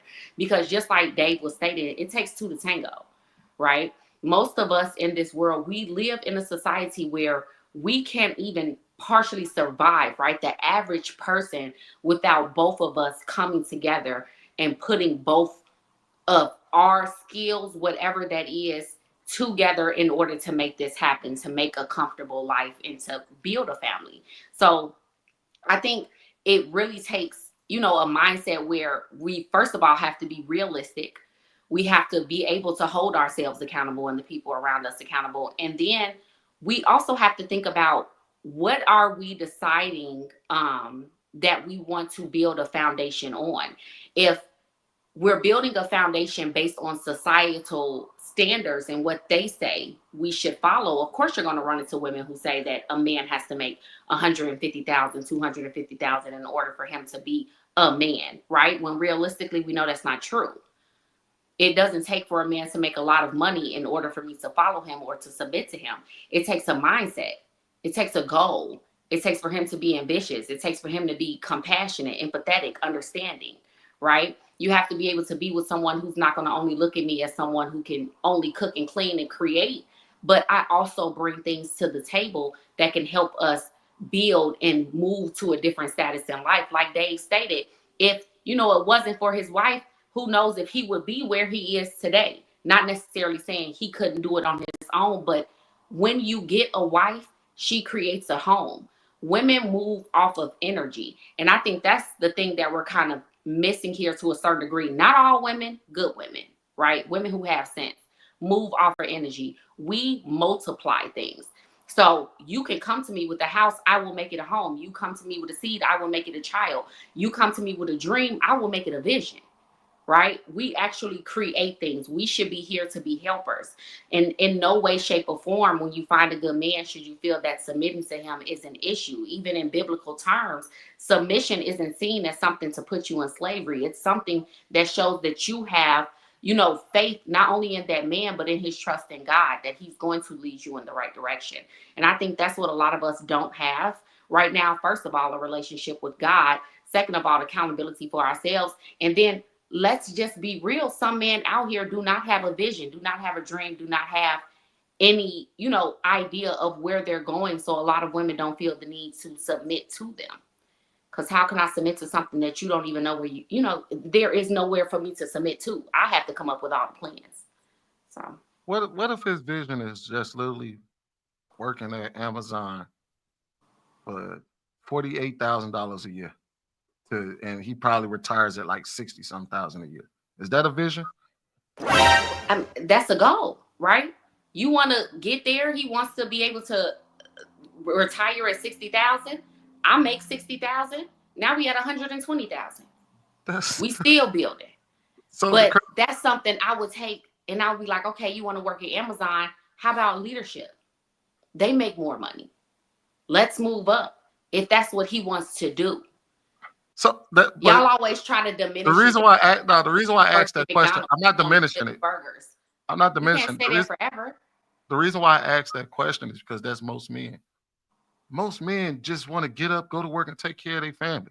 There's no real eye-busting vision out there. I'm gonna get up at 5 a.m, be at work by 6:37, and get home at 4:30, 5 o'clock. And I'm gonna do this day in and day out until my body gives out. And that's as long as you keep doing it. Let's keep doing most it. men. Keep going. So, but Ty, you snuck that caveat in there. We can't gloss over that. You said what about leadership, right? And I heard that. Of course, I would push for leadership. Everyone, here we go. And that's that whole thing. That push is the problem. That right there. Most men. Why is it a problem? Because if you can't see yourself past the worker, and I see leadership potentials in you, why wouldn't I bring that to the table? If he don't see leadership potential, you've been loading and offloading trucks for the last 15 years, but yet you coming home telling me what you're doing for your boss and what could be better and how the business can be run. Why not go for something better? And if you say no, babe, I'm good. That's what we talking about. But Sweetie, I'm not don't saying let her I'm get going past to that. leave him. This is what we talking about right here. But nowhere in my what we're talking about. I say I would leave the man because he works at Amazon. I said but that I would push. Try to No. help You know what that push? You know what happens with that push? That push. He's not going to be motivated for that push. Then you're going to be frustrated, right? You're going to be turned off by it. It's going to be resentment involved. And that's what typically happens. And that's what destroys marriages, because most women aren't satisfied with the average man, which is most of us. That's the problem we have right now. That's it. And and I understand that you're the protagonist in your own movie. I get it. I know you mean well. I know you want the best for him. But that best for him that you want ain't the best for him what he wants. And that's where the disconnect is. We can't accept the fact about the bell curve and what it means. We can't accept the fact that most men are always going to be average. And we can't accept the fact that if men start to elevate, then there's a thing called inflation that happens. Most men have always been average. Most men will forever be average. Facts. Like, could you imagine, Ty, if you came home and you cooked every single day for your family, right? every single day. You get up, you cook breakfast, lunch, and dinner for them. Are you the greatest cook? Nah. You all right, but your family still eats it. And then your husband starts saying, man, you should really start taking cooking classes. And I would be like, maybe I should. I don't understand why the idea. Because my cooking every day, like you said, could be basic. Taking cooking classes could only help me elevate. I just don't get I don't understand. I don't understand. On what planet would that go over? But it doesn't. I really don't get it. I'm sorry, it's not resonating. Think about it, Ty. Because I don't understand how trying to elevate someone is a negative. And then also, someone being a regular worker to a manager at Amazon is still an average person. That doesn't take them out of bracket of being average. That's still an average person. You still accepting them for who they are. And if he decided not to go past that, then that's fine. We still making it off his $60,000 and my money coming in too. Now, Ty, you know darn well if you and your man was sitting at the dinner table, y'all was eating, and he said, "Man, I think you could probably take cooking classes. This is good, but you could be great." Step it up. The death sentence. Not even that though. Like, I think that's dumb because all you could really be is specific about what it is that you want from a flavor profile. Because that's not a hard conversation to have. No, that's not a hard conversation to have. If, for example, when I make curry chicken, right? If I make some curry chicken and the man say, "Oh, this is too spicy," like, cool, I'll put less Scotch bonnet in it. I'll make sure whatever. Like, if that's not a hard conversation to have, but if you're go to some cooking classes, actually go to my coworker, she be making me food all the time and I really like her, then that's you're the purposely being a fool, right? Like, you're purposely trying to be antagonistic when you can really just have an authentic conversation. Like, if you are somebody especially if you're culturally different, you can easily meet somebody who can't handle flavor profiles you're used to cooking with. And that's a regular conversation. So that's not anything that has to be that adversive. Like, it could just be a simple thing. But if you want to make it like go to cooking classes. What's cooking classes going to tell me? What if you don't? It's foolish. So it is foolish to go about it that way. Like, because what we're trying to do is get to the optimal result, not to offend, not to like make somebody be on edge, but to actually try to be a partner with a person, which is what draws me to the point of why are we not wanting to partner with people? Why are we trying to do this hierarchical submission nonsense all the time? And I'm sorry, I think it's one of my. You know what I find interesting is that when I use the hold on, explain after she was finished. Yeah, like, why is it that we need to always be? And it's none of that. Genuinely, most of the time, especially when I hear Black people describe what they consider to be submission, it is partnership. You are describing partnership and you're saying submission. Like, you're like, oh, submission doesn't mean they're a slave. It means that we're going to talk about things, but yeah, I made the final decision. But then if she's the expert, that means that she's going to get to make that decision. And that is a partnership. Submission would literally mean she is going to yield regardless of her expertise, regardless of what she knows to be true, regardless of if she understands the why behind why she has to do something, if she's bought into it or not. It literally means she is going to yield to your authority regardless. If there is a point that she can object, that is not submission. That is partnership. That is cooperation. So I think, like, especially Black, I don't know why we're so obsessed with this word submission, considering our history. We should all be very averse to the word submission, because we should be like, ooh, slavery. Probably shouldn't want anyone to submit. That's weird. Like, we should probably not like that word, right? But somehow we're obsessed with it. And it's because of how male-centered we are as a society, where we feel so badly that we want men Black men to get some semblance of power that we're going to sit here and say we're going to submit knowing good and well, if you don't agree with the decision, you're not about to let him make the decision. He's not going to be the one paying for that decision. If he makes a bad decision and you end up foreclosing on your home and you have 2 children, y'all are paying for the decision. Everybody, not just him, everybody. So that means you are going to be a part of that decision regardless. So you know what I find interesting, pretty, is that when I said when I used the take cooking classes analogy, that you immediately took it as disrespect. Like the overarching, when all I did was present the exact same way as saying, hey, you should go for that supervisor job or you should go for a leadership position. And the reason why I asked that is because the reason why I asked it in that way is it's the assumption that maybe she doesn't want to take cooking class. Maybe she's completely fine with the way that she cooks. But for him to come in and try to push her into something that she may not necessarily want to go into, and what if he does want her to cook better? If she doesn't want to cook better and she likes the way she cooks and it's doing just fine, it puts the same food, the food is still the same, you've been eating it for the last 15 years, it's the same conversation where what Trev was trying to get her to understand when she said, oh, why not? Why is it an issue for me to push you into a position of leadership? Maybe he's okay in the position that he's in, and maybe he doesn't want the responsibility of being the leader of the 17 guys at Amazon. He cool with unloading the trucks and loading the trucks. It's an easy job. It puts food on the table. He burns his 1,800 calories a day doing the shit, and he cool. But even to your point, Cindy, like, So, I mean, oh, I'm sorry. Go ahead. when you're saying like, hey, you are projected, I'm sorry.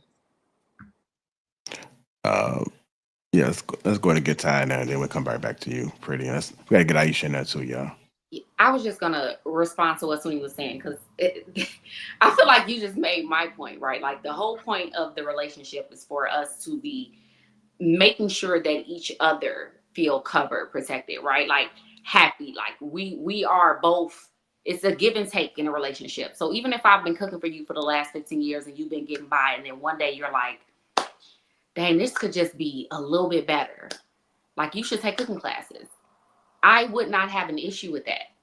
Like, okay, maybe I should try it. Maybe I'll learn something new, right? That'll elevate my cooking. It's just like me saying, maybe you should go for the manager position. I'm not saying if you don't do it or if you don't get it, you're just going to be less of a person. No, it could benefit our family. Why wouldn't you want to elevate? Why can't the conversation be there? Why is it instantly like, see what we're talking about? It has to be better. He has to be the greatest of the greatest. I didn't say he had to be CEO of Amazon. I said, if you like staying here in this one place, why not elevate a little bit more?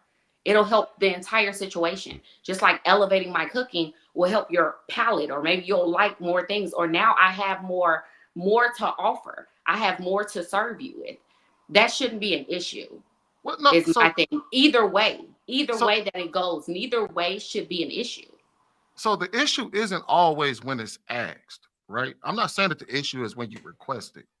The issue is if he decides not to, or she decides not to, and the response that person may get. So, for example, if he says, hey, you should take more cooking classes because I think your food could be better, and you say, I think my food is fine, and he responds a certain kind of, maybe he stops eating your food, he starts going out to eat more, or maybe he starts to criticize your food, then that's where you start to see the problems arise in the relationship. The same way of if she asks him, go for the supervisor job, and he says, no, I'm fine where I'm at. Well, what issue do you have with elevating yourself? Don't you know that to make XYZ amount of money? You see how it's not necessarily the request, it's how the response to the request is taken that often causes the issues in relationships. You can ask him, you can say, hey, look, I think you would be great for the manager position. I think it'll be great for our family, yada, yada, yada. He says, you know what I mean? He says, yeah, I consider it. And then he goes, he thinks about it, and he comes back and says, no, I don't think that's for me because I don't really want the responsibility. I'm okay completely where I'm at. And I get it. What you're saying is that in your situation, you would say, okay, cool. Yeah, at least you thought of it. You know, in a lot of situations, that's not where the buck stops. it normally starts to create some form of normally cause some type of problem because she wants him to do this. What's the issue with you going to get better? Why can't you go out and earn more money? The job is available. You have the experience. Why won't you just go do it? And he's saying, I don't want to do it. And it causes the issue between them two. I just got 20 seconds.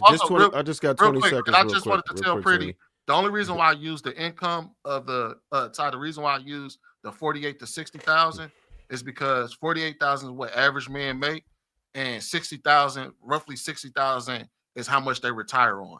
That's the average income that most people who retire have. Yeah, I only had 20 seconds on this, and I think that it's just the point that we missed, right? Let's use the Amazon for an example, right, which is about to lay off a whole bunch of employees. The most vulnerable positions for most of us who have at least tasted corporate America is middle management. You have more responsibility, more vulnerability, less time with your family, more stress. This is what we're forgetting. It's not just, okay, go ahead and do it, lazy.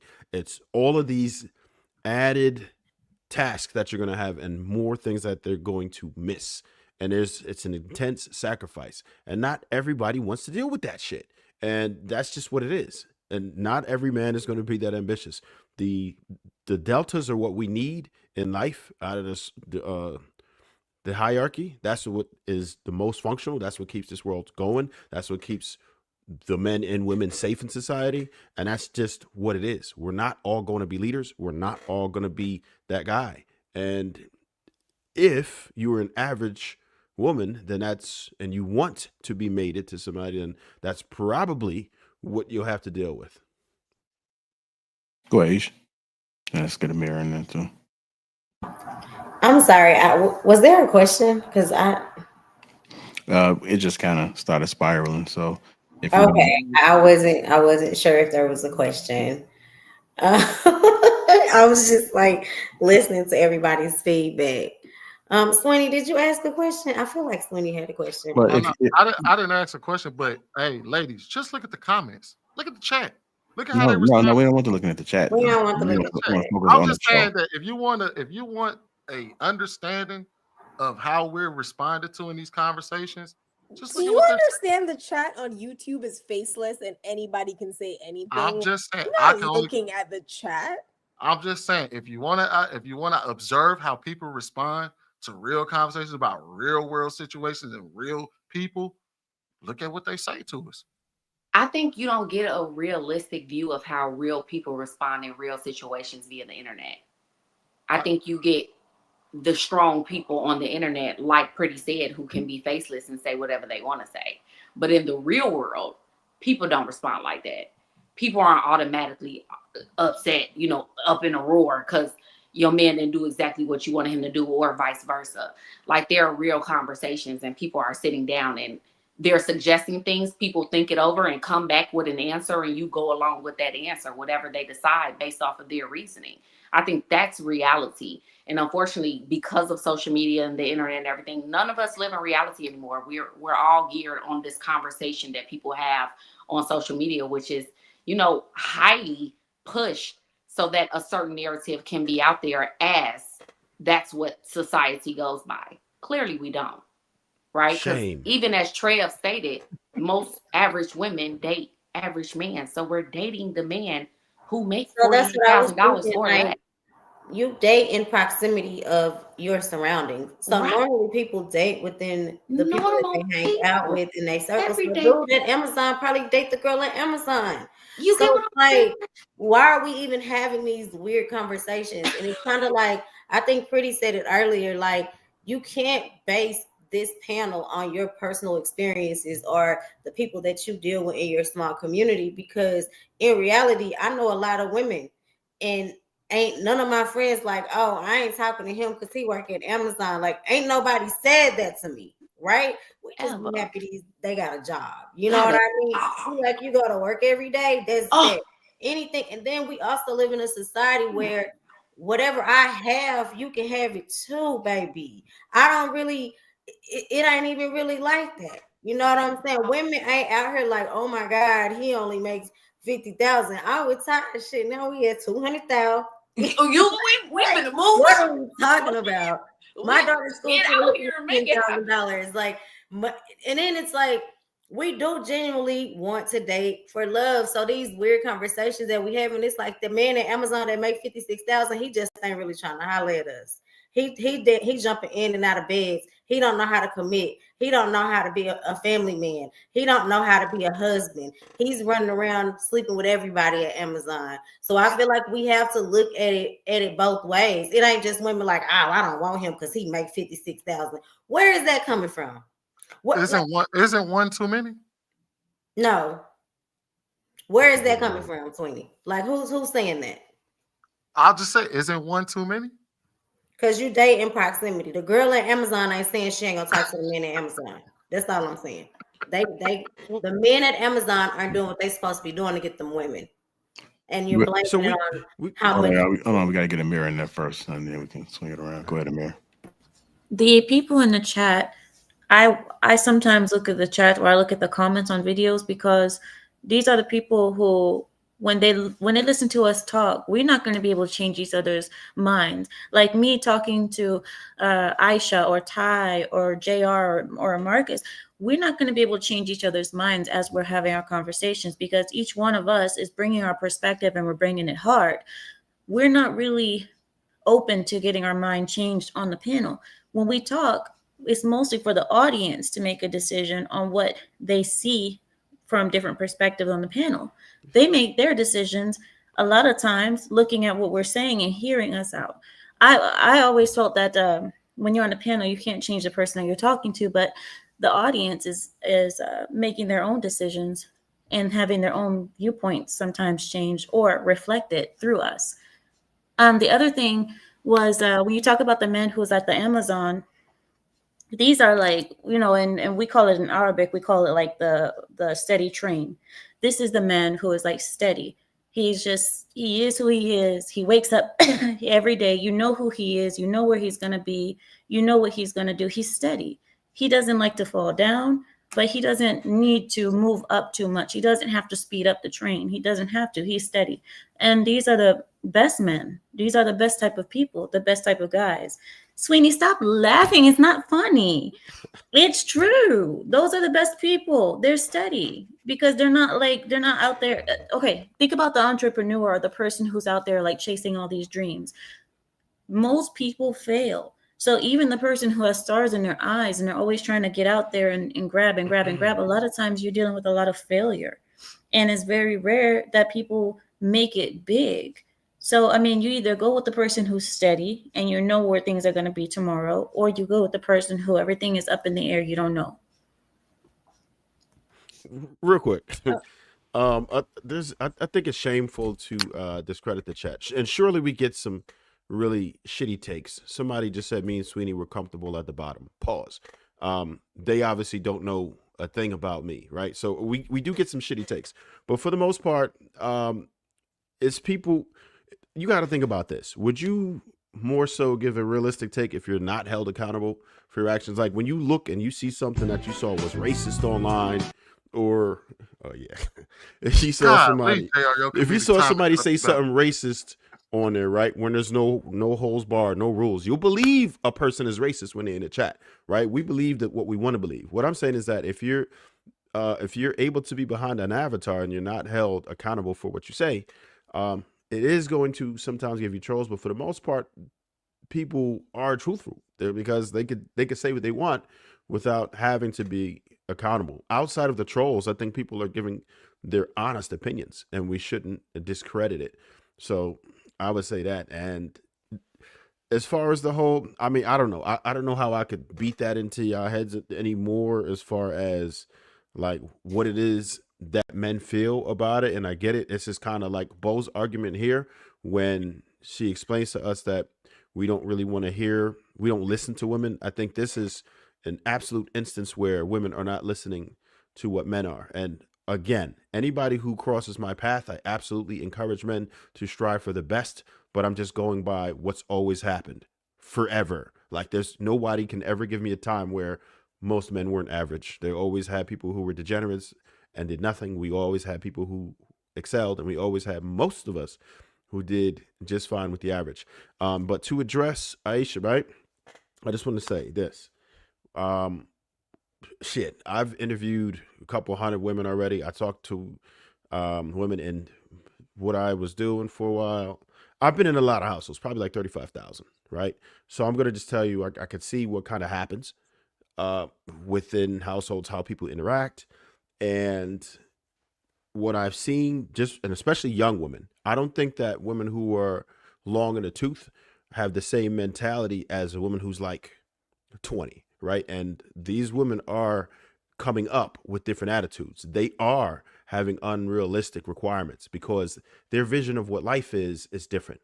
We saw things for real. We had to be outside, right? A lot of them don't have to be outside. You have the surge of dating apps. You have even in clubs, it's just weird. You see people interact differently. It's weird. It's not the same, right? That our interactions are different. We don't know how to be social, and the perception of reality to young people is different. We have to understand that they do nothing but. I've looked at the hours of what people spend by age on social media, and it's ridiculous when they're young, right? So what they're getting to witness is people's highlight reel. Me personally, I'm guilty of it. I usually post content, right? But I don't ever post anything bad, right? People aren't posting those pink envelopes that are past due. I never really see it, right? Unless they begging for a GoFundMe, and that's rare. Most of what people post on a regular basis, people who aren't content creators, they post a highlight reel. Most people don't say, "Oh, I fucked up today. Oh man, I just got an F on this test." I don't see people posting stuff like that. They're posting a highlight reel. They're posting when they got a new car. They post when they rent a car. They post when they rent a watch, right? So what they're doing is showing you that these things exist. With the dating apps, it's a complete sausage fest, right? Way too many men, not enough women. When women go on dating apps, they have hundreds versus maybe a few hits for a dude. So they feel like there's an abundance of men. But what it is they keep cycling over and over the same guys, right? Cycling over the same guys. So the perception is absolutely different. And that's why when women see that these things exist and they see that they have access to these men, because these men will gladly, these men at the top will gladly date all of you at the same damn time. When they see they have access to it, it's very difficult for them to get that. You done had a guy that was like 6'7", 6'8". He made all this bread and everything else. And then he might have pumped and dumped you. You might have just thought he was an a-hole, but okay, I got another one on my list. But he's going to do the same damn thing. And then you just feel like, okay, men are trash. But the average guy who probably more than likely would have cherished you, he not even on your radar. And this is real. I'm telling you, it's real. And people are not understanding how serious that actually is, that most men are not, they don't have that much access to women. Your average guy is not getting it like that. I was gonna say, even in the Amazon situation, Can all I the can dudes I ain't getting quickly ass respond? on Amazon. There's one dude running through all the women at Amazon. Everybody. Right. It'd be. All right, hold on, y'all, because we got some people with their hands raised. Let's go to Bo. Let's get him white in there because they ain't spoken. We'll come to Pretty. Now you go to Pretty after Bo, and then I can go. Jesus Christ. So I think let Pretty go. I need to get my thoughts together. There was so much said and I couldn't get a word in. So Girl, thank you. Tag me in, coach. Okay, so you said a few things. Number one, you said don't discredit the chat because the chat will tell unfiltered opinions because they're behind a filter. So that would prove our point that the majority of men are dangerous. This chat, crazy. I was at least saying maybe they're just being like, inflammatory because they can hide it. But if you're saying we should take it as gospel, that doesn't help the case of men being safe at all, right? So let's just kind of pause that there. It does not help it. And then the next part where you said, if a woman is more likely to be truthful or people are more likely to be truthful in a chat, and then you conversely said when you interviewed women, they said these things. So that would mean that now my face is on a frame. You can track me. Yeah, I am going to put on a show. So why don't you listen to the comment sections of the women that's on Prison Talk saying, yeah, I'll be with a prisoner. I'll be with whoever. Like there's women all over proclaiming that they want to be picked by whoever. a mailman, a busboy, the guy in prison who I got to put money on his books. Like anybody, please pick me. Anybody. Like there are women like begging y'all to pick them, and y'all do not pay attention to these women. I keep telling you, find them, make a group chat, like come together, like find each other, because I swear they are out there. They are You want us here to for pick you. from the We're comparing, we're making we're drawing a She parallel just between saying the average women men who and are happy. prisoners. I don't think she was finished, y'all. Go You're ahead. not finished. She was just saying the women who happy with you. I agree. What I'm trying to help. You want, I'm trying You to just- help. you I'm want here us to for the pick for the cause. I'll take a prisoner Well, pool. one second, Sweeney. I'm let trying her to finish. assist But yeah, in your venture. I'm a problem solver. You know, y'all be like, what's the solution? I'm here with the solutions. Okay, I can help. So anyway, back to what I was saying. So when you kind of speak about this is the certain kind of guy that's bartering all these women don't want the regular guy. Yes, they do. There's plenty of women who just want a regular guy who's just going to do the right thing. The problem is that regular guys are hampered by ego, because when they are failing under the patriarchy, they need something to make them feel like a man. And oftentimes the thing that makes them feel like a man is treating a woman like garbage. So DV rates increase in a lower income household where the man is the breadwinner. You think about police officers, the protectors and servers, self-identified DVers at 40%. Self-identified. That means the ones who don't admit it, it could be higher. These are the people who protect and serve, military service members. These are regular blue-collared men. There is something about when you are a man who is not necessarily succeeding under the patriarchy that you feel the need to subjugate a woman. So what I am trying to say is, let's make it very clear. Women are not asking for these high-end guys to hurt them, because the poor ones are hurting them too. The poor ones, the jobless ones, the felons, the whoever, they're doing the same things. What women are saying is, hey, you know what? When they say things like, I'd rather cry in a Bentley than a Honda, that's what they mean. It means if both of them are going to hurt me, I'd rather be with the one who has the money rather than be with poor and hurt. It is not saying I'd choose a rich a-hole over a very kind, sweet man who's an average earner, because most often women do choose the kind, sweet man who's an average earner, but the average earner is looking at the dude on TV saying, why can't I have the 7 women he has? So I'm going to go ahead and treat women like trash the same way. That's what I keep saying. Like, you guys are conflating the realities, and your chat, you said I should take it as gospel, speaks to exactly what I'm talking about. That's the mindset. I mean, in the chat they say. Well, hold on. I got to respond to that because I there's do a couple too. of Go ahead. Hold on, y'all. There was a couple. I did want errors Massa to respond first, just because he just came. If y'all don't mind, Massa, go ahead and respond to it real quick. I did, I just came in, and I'm just based off of what I'm hearing in the title of the show. I think that a lot of times people are censoring themselves and their experiences, but they're not really looking at this as a human issue. Every men and women have different things that they were given, whether by nature, by God, for our survival. Men have force, the power of to enforce things physically. That's our superpower, so to speak. And women's superpower is manipulation. And I think that a lot of times we don't listen to the other side and understand where each other is coming from. So when we look at when you look at DV rates, right? If men are the problem, right? Because you can make a case for, yes, there's a certain level of abuse or certain things that men are susceptible to doing, but you got to also look at this stat. Uh, the stats show that women in relationships with other women have higher domestic violence rates than any other parent. And that's not to say that women are the problem per se, but we have to also look at what we do individually to cause conflict and to cause issues in a situation. Me, I'm married. So speaking as a married man, I can tell you that it takes two people understanding each other, working together, and trying to make things work for things to work. But if someone is approaching it as they're the victim in the situation and the other person is the problem, and they're not really looking and taking inventory to themselves of what they're contributing to whatever the problem may be, then all you're going to have is a bunch of, finger pointing and no solutions.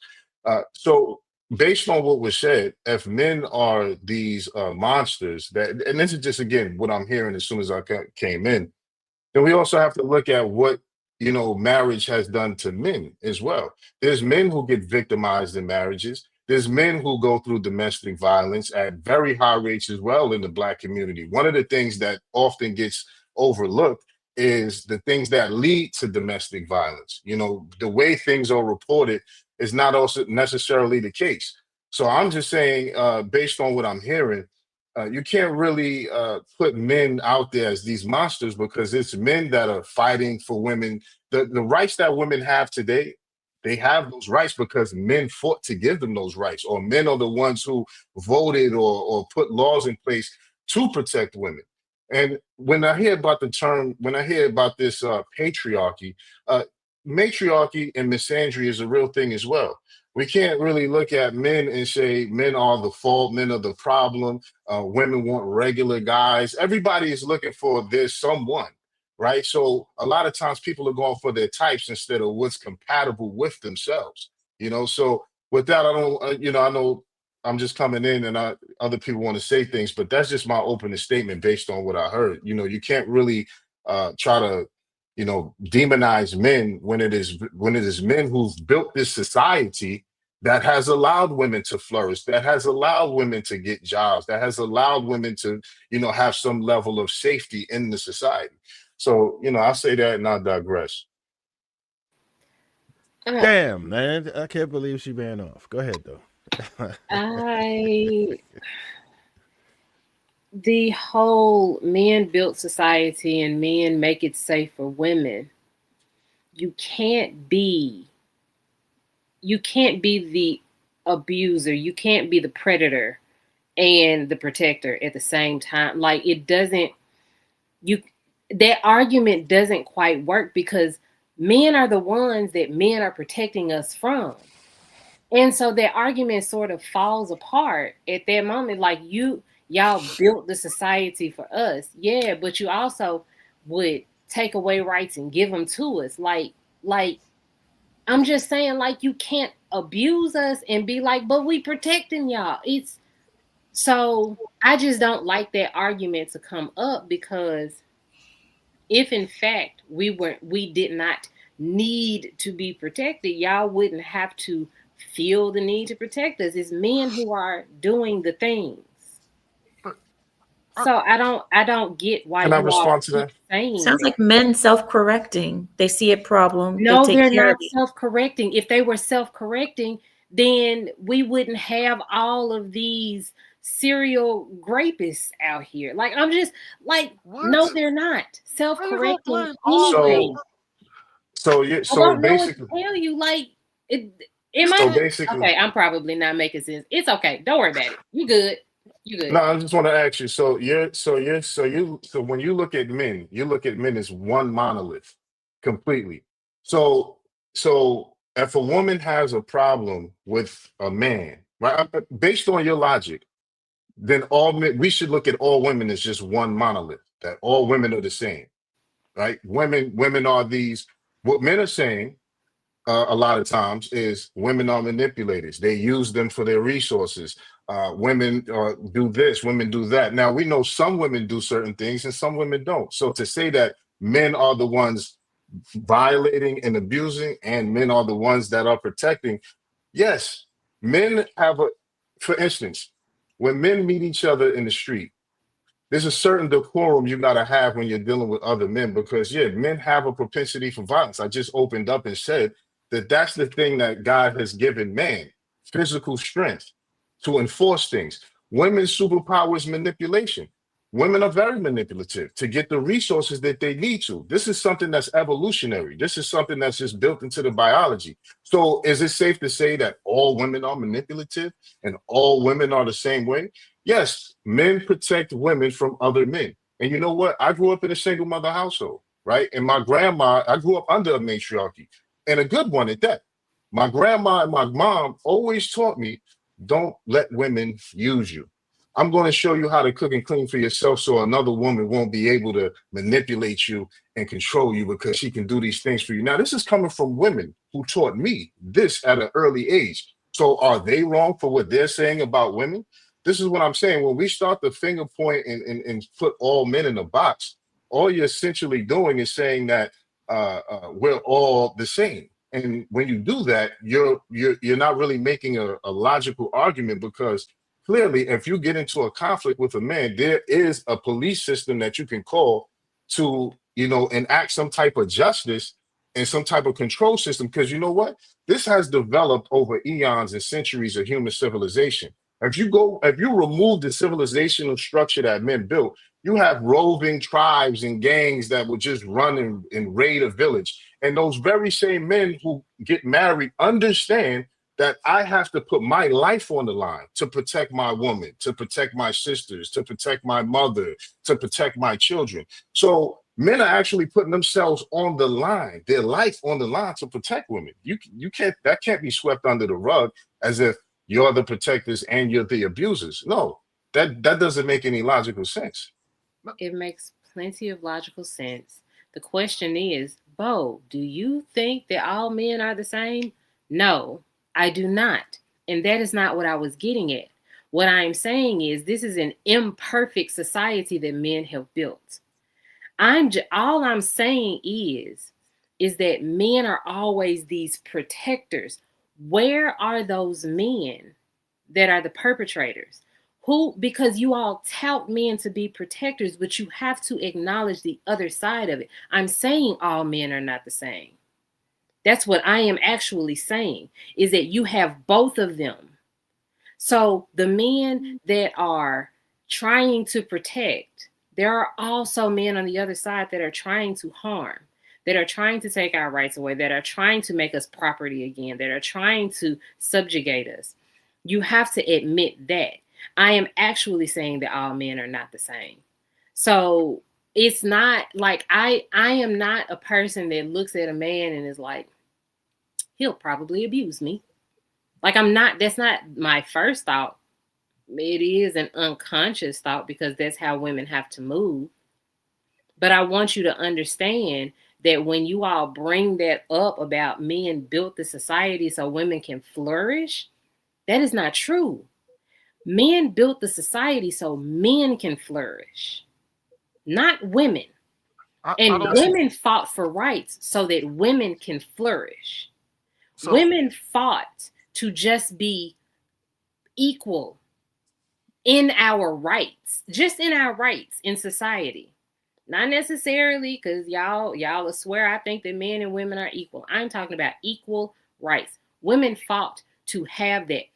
Human rights is a human thing. We should have rights because we are human. But men said no. So we had to fight for that. You're not giving us anything just for the sake, because you want us to be these great women. No. And you have to admit that there were laws that kept us from doing so. But those laws had to be enacted first. Because if all of us were equal, if all of us had equal rights, those human rights would never have been taken away from women. We would have been able to vote. We would have been able to do all of these things if men did not take it away. They wouldn't have had to give it back to us if they never took it away. So I'm like, I don't understand if you're not understanding. I'll give you some context, right? So it's all about how much you understand about humans, human civilization and society and how it developed. Let's go in the past a little bit, right? There's a tribe called the Kikuyu people. There's a time in history where matriarchy was very prevalent. And you can go to a lot of different ancient cultures, like there's the Kikuyu people from Kenya. You just use them as an example. They speak of a time where they're in their mythology, women ran the society, right? And the men said they rose up and removed the matriarchy because it was so oppressive to them that they removed them from power and vowed never to return to that point, that form of government again. You can find a lot of this throughout history where matriarchy was installed and it was very oppressive, and the men removed the women from power, right? There are those instances. What do you say about that? Because when you look at what men have designed, when you say men took these rights away and gave it away and women fought for it, let's be clear. What war did women fight in and shed blood to get rights? They didn't. Men decided that, okay, our previous generation, we didn't like what we saw them doing to our mothers and things like that. So we're going to give them the rights that they are asking for. We're going to do that because we don't agree with what may have happened in the past. And then you also got to consider, when you talk about this patriarchy, you got to also consider that the Black woman in America was never under the control of the Black man. She was never in a position where she had to listen to the Black man. The Black woman could always go to the dominant white society to get justice against the Black man for something that she felt he did or did not do. The Black man has never had the power to systemically oppress Black women in this country. When you talk about feminism and what the rights women fought for, that was white women fighting for the right to be able to work in the marketplace and earn their own money and different things like that. Black women already had that right. In fact, they passed laws to make it so that Black women couldn't be stay-at-home moms, that they had to get out there and work. My grandmother from the Deep South, from Charleston, South Carolina, she worked for $3 a week working in white people's homes. Okay, she never had the ability to be this stay-at-home mom that had to go and fight for some rights. That was white women who actually had to fight for that. Black women never had the ability, privilege, or capacity to be a stay-at-home mom. And the Black man never had the capacity to systemically oppress her. So again, when you're talking about men as this monolith, it doesn't make sense. It doesn't add up, because the same things you're saying that men didn't do is factually false, because men have fought for and have convinced other men that no, we're going to give women this right. The right that you have today is a rights that men fought to give you and decided to give you. That's just the facts, or else you wouldn't have them. But that's the thing. Like, you don't see anything wrong with what you just said. We decided to give it to you. Why does there have to be a decision to give us something that should already be? But also, I want to bring up, you broke it down to Black men and Black women. If we want to keep it in a community, you're absolutely right. But you said society. You didn't say the Black community. So I had to speak on the general society. That's what I was speaking on. If you want to bring it to the Black community, you're absolutely 100% correct. And I won't fight you on that. Even if we go, the point that you brought up, you said men built this society for women to flourish. You did not say anything about Black men. Okay, so here's the thing, right? When the understanding that men have among each other, generally speaking, is that we're going to work, we're going to develop things so that we can take care of our families. That's the general understanding of most men, that what we do is to provide for the women and the children, and to make sure that our women and children, my wife, my children, my family, that every man, generally speaking, feels a responsibility to protect and provide for his family. What you're speaking about is this large society where there has to be some kind of understanding of cultural familial structure and understanding this. Because for random men to be responsible for protecting random women, that's just never the case in any society. The fact that men feel the need and have an innate capacity in them to say, I want to provide for my family and my children, including my wife and my mother and my sisters, etc. That means that they're responsible. Women say they want providers, right?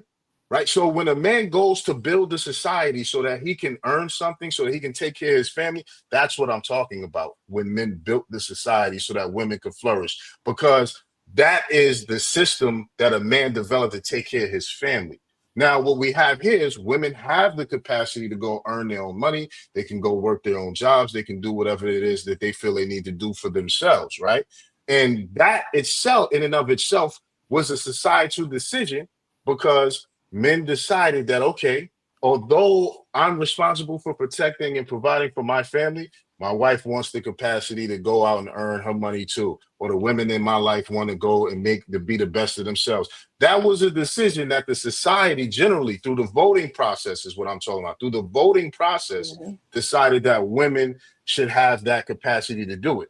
So what I find ironic is that although that right was given, women are still looking for providers. Why look for a provider or a man to be able to provide and protect? Why do women want those qualities in men that they marry or that they have relationships with if men were so evil? Why do they want these provisions from men? So Because if I will answer that, but let me get some clarity from you first. So I kind of get where you're coming from, but I think that I'm caught up on men going out and getting and building this society or this situation so that their women can flourish. When have Black women flourished? Because if we were always working, if we were not stay-at-home moms, and by and large, when did Black men go out and build this society and get all of these resources so that Black women could flourish? So if I can jump in real quick. All right. So if you think of everything at its base level, like this is what he means by when he says men built the society for women to flourish. To his point, when he says you go out there, you do what you got to do to take care of the women and children that are underneath you.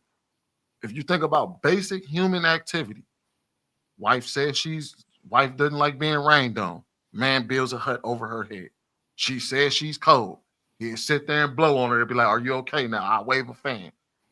We build things to make the women around us, the women and the children around us, comfortable. So I'm assuming when he says flourish, he doesn't necessarily mean you go out there and you can do the same thing I can do. So if I'm me going out there slinging a hammer, slinging a sledgehammer and working and making $80 an hour, I'm not saying in society you're flourishing in the way of you can go out there and sling the same sledgehammer and make the same $80 an hour I'm making.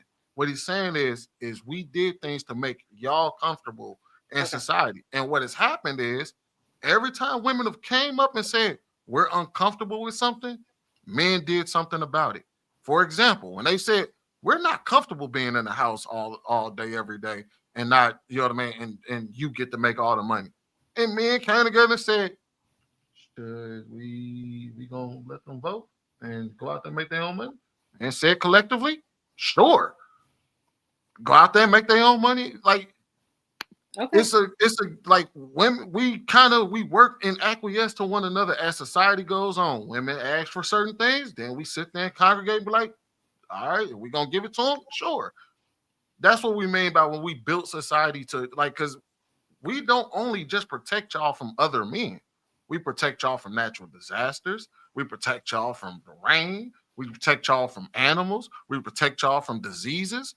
And now we're coming to a point where we're all collectively coming in and adding our thing in a pot because women have made their contributions to modern medicine as well. So that's what he means when he says men built a society to make women. We built a society to make our whole entire species flourish. Because if our women ain't comfortable, we ain't comfortable. I thought she was done. So the only thing I wanted to say real quick is that even if we were going to say Black men in particular, as far as building this country, even if it was by force, Black men have absolutely spearheaded that to front lines on all these wars when it was time to fight and protect your freedoms, forced to build railroads, infrastructure, countless infrastructure. Black men have did it. And if Black women are not flourishing, then when were they? Right now, Black women are black women. Most black women will make this argument that they're the most enrolled, the most educated, making more money, even though they're not making more money. They're still making way more money, and I would say you at least have the opportunity to flourish if you so choose. So black women are absolutely flourishing. You have the convenience and you live in a posh society where you can actually get through life without the direct presence of a man. I would consider that absolutely to be flourishing. So, okay, it's usually the words that men choose to use. I've learned that I have to just ask for clarification from you guys, because when you speak, you use words that just it does not compute. Flourish was not, it didn't, that didn't work to bring the point to me, because that confused me a lot. But let me answer your question though. The reason why women still look for providers is because men cannot let go of the word provider and submission and protection. You all do that. You all lead with money. This is not something that we are doing. When I tell you, I have never used the word provider so much in my entire life. I have never referred to a man as a provider. Never. Ever. It was not a part of my vocabulary when I'm talking about a man. This is new to me because of social media. I saw a man as a man. I saw a man as a person. The dehumanization of that word, provider, the dehumanization of the word submit, like I'm a child or a slave or a horse. Like I'm just it's the Bro, words. I don't they're it verbs, I, bro. so I have never heard a man be referred to as a provider, as if you're your wallet. So, if I'm being honest, women look for providers because one, we are told that we need to look for a man that can take care of us. We are told by men that we need to allow them to take care of us.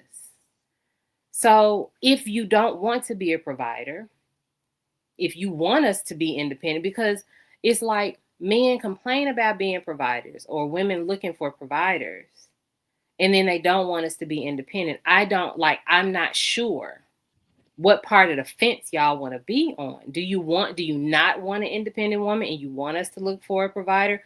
Or I genuinely am confused about this, but it's the words for me. I need the intention. Like that's why I have to ask clarifying questions now, instead of just assuming that you mean what I think you mean. So I know what y'all mean by submission now. I just don't particularly like the word. I know what you all mean by provider now. I just don't particularly agree with the word. That's all that is. It's really just the word for me. So to answer your question, a few of them. One, so like this is how we get into like the circular thing, because I can make the argument that men are only saying that we have to be providers because women expect us to be. They demand it of us, and they don't necessarily have to use the word you are a provider. They find ways to disqualify us from money all the time without actually calling us providers or the lack thereof. They will say things like they'll pick for a certain income bracket, even though their income bracket is unrealistic. On their dating apps, they would pick on certain things based on aesthetics and not based on a man's character. We would have conversations with women all the time, and they would say, "Oh, I just can't date a man that makes less than XYZ amount. It's just my preference." They would say a number of things that would allude to the fact that they're looking for a man to earn a certain amount of money so he can provide for it. But then also, man, what was the other thing I want to respond to? Uh, God damn it, Bo, what did you say? I'm gonna pass the mic because I don't forgot what the hell I was about to say. So I'm gonna go ahead and pass it to one of y'all. So, Bo, um, those points are valid, right? And Oh, I in remember. all God damn honesty, it. in all honesty, lost your turn. In all honesty, men aren't particularly in love with some of those words too, like the provider. Just like women feel like they are sexually objectified, men are objectified by their finances, fetishized by their height, and a whole lot of different things that we see to be unfair too and marginalized, right? Like crazy for again, like Sweeney said, superficial reasons. So I think that if we were going to try to nutshell this, pause. The best thing for us to do to get some type of understanding, to me, would be like, all right, how can we meet in the middle somewhere, right? Can you at least understand what it is that I'm looking for? Can you? I think that it would be extremely helpful if both men and women were to look at what it is that's actually available, like what kind of men actually exist. You could write all the things down that you're looking for, but then you have to say, okay, what is it that I actually offer the opposite sex? I think that men do a better job at understanding what at least women are asking for objectively, right? We can try to at least reach these metrics. We know for the most part what type of finances we have is going to determine the type of women we have access to, right? We know we have to be well groomed. We know we got to smell good. We know we got to have some type of swag, and we develop ourselves for women. To be frank, do women make that same effort for men outside of sexually objectifying themselves? Not necessarily. Do women constantly say, you know what, men like women with great figures? Do they get in shape? Men like women who are spiritually sound. Do they work on that? Right? Are you putting the right things in your body? Are you educating yourself? And not for the purpose of you obtaining a job, but to learn about what it is that men want. So I don't think that's happening. I don't think that women are making nearly as many concessions as men. And we can't deny the fact that men absolutely need work, but the goalpost is constantly moving when it comes to women. As far as men, what they've expected, what they've always expected, is what we've continued to expect. Women have a problem with us expecting what we've always expected, which would be consistency, which was what women asked for. But now that consistency would be called archaic. Now, men are expecting the same thing, but women are saying we want more, more, more. Now you got to make this much. Now you need to be this tall. Now you need to be charismatic and funny, and you need to bond with me spiritually, and you need to be you need to get that 60,000 at Amazon instead of 48,000. Like, it's so many different things that we have to do in order to be able to qualify for a woman. We're finding great difficulty, and to some, that could be very frustrating. So that's why you might see the rage and the frustration from men, and it's not excusable, but this is why you might see some of these things happen, right? When women typically ask for things and then respond to others.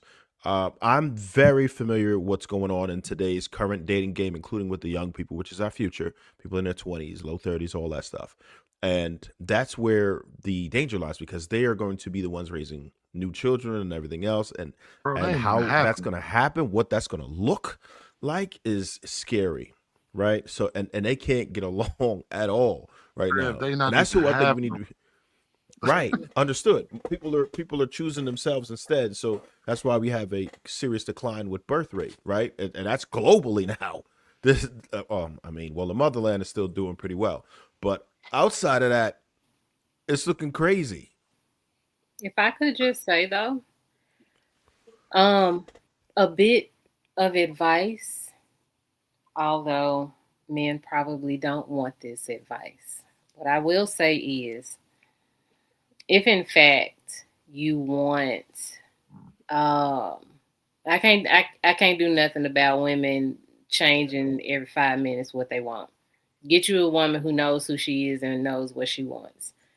But what I will say is, if in fact you want to be seen as something different, you're probably going to have to present yourself as something different. It is my opinion that men contribute and they perpetuate their own abuse, because not all men, but there are men who lead with money, who lead with, let me do this for you, who lead with all of those things. And so if you want to be seen as something other than money, if you don't want a woman that is chasing after a bag or a man to take care of her, don't lead with it. Because if you dehumanize yourself, if you make yourself this provider and protector, you're dehumanizing yourself, and she is not going to see you as a human with real feelings that she has to consider. If a man comes to me completely stoic and he never shows me any vulnerability, I'm going to treat him as such. I'm probably going to mistreat him because you're not even showing me that you even have feelings. So if you don't do that, if you don't show that for us, then we're probably going to treat you like a workhorse and a wallet. So that's Bingo. just my opinion. That's the manipulation I was talking about. I'm Wow. manipulating? I'm saying that's My manipulation. How? That's manipulation. I'm not How? judging you. I'm not judging you. I'm just pointing out But how? that the same, and this is what I said, it's a human problem. People really just need to, it's a negotiation. Men and women have to find what they're looking for and negotiate the terms and conditions of their arrangement. It's as simple as that. Mhm. Because not all men are looking for the same thing, and not all women are looking for the same thing. But for you to say that if a man presents himself a certain way, you're going to exploit the way he positioned himself. You didn't say, I'm going to, hold on. I'm just saying, you didn't say, I'm going to find out if he's stoic. I'm going to find out what's really beneath the surface. Why is he like this? You didn't say, I'm going to get to know this man on a deeper level or a spiritual level. You immediately said, I'm going to treat you like a workhorse, meaning you're going to manipulate and exploit the opportunity based on what he presents himself to be. So that's what men do as well. If a woman leads with sex, if she shows her body, if she presents herself a certain way, then men will take her as she presented herself. So all I'm saying is that at the base root of what you're saying, because not everybody wants the same thing. You got some men out there that say they don't want to be a provider. They don't want to do that. Okay, and you got some women saying that that's what they want. Some women saying that's not what they want. Not everybody's looking for the same thing. So we can't speak from an individual level of what we want and expect, and then cast that and project that to everybody. Everybody's looking for different things, and that's why really it comes down to the negotiation, understanding who you're dealing with. What are you looking for? What is this person looking for? And you negotiate from there. That's the only sound, logical way to do it. You can't make blanket statements and blanket terms that says, okay, this is what all women want, or this is what all men want, because everybody's looking for something different. But can I say something? Because I think I heard what you said differently, right? And this is just me simping, right, as usual. But what I hear when she says that is, I go back to when I was a little bit younger, it was a lot of women who you meet, and they post stuff on social media like I don't put middle finger up. I don't give a fuck about these niggas. I ain't got no heart. All this type of stuff, right? I'd be like, cool. So we can just fuck and you be all right? You cool? Like you strong? Okay. So then we start fucking, and all of a sudden they crying, they calling me, they doing. I'm like, God damn! I thought you was big blood. Like I ain't think like why you hitting me with all this emotional stuff now? Like what I heard when she said that was, if you are putting on this stoic persona, then I'm not going to assume that I need to check on you, or I'm not going to assume that I always need to check on you in the way that I would for somebody else. And that's kind of like my problem with a lot of women sometimes is they'll put on this strong persona. They'll say, I'm so strong, I'm this, I'm that, and the third. And then you got to understand when you do that, people aren't going to treat you like a delicate flower. And then at some point, they're going to have that little breakdown. They crying. And, you might even experience that with your mom one time. Like, one time you might realize, oh, my mom's a woman. She's just a woman. Even though you grew up, she put on this strong persona the whole time. But you might see her in a vulnerable state. And you like, God damn, you just a woman. And that's kind of like what I heard from her. I didn't necessarily hear like, I'm gonna exploit you. I heard, okay, you say you got it. You say you're a man. Okay. So Ma, time out.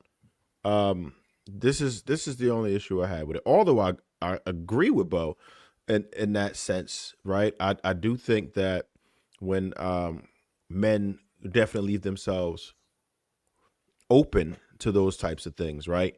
But I just like when we say things, it's scrutinized the way we say things and stuff, right?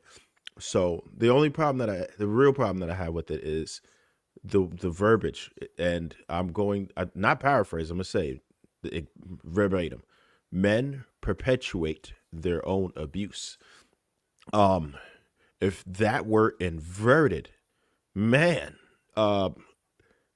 any feminist would want to destroy us for it. Any woman, for that matter. If we were to say that women perpetuate their own abuse, it would be inexcusable. And that's the problem that I have with it, right?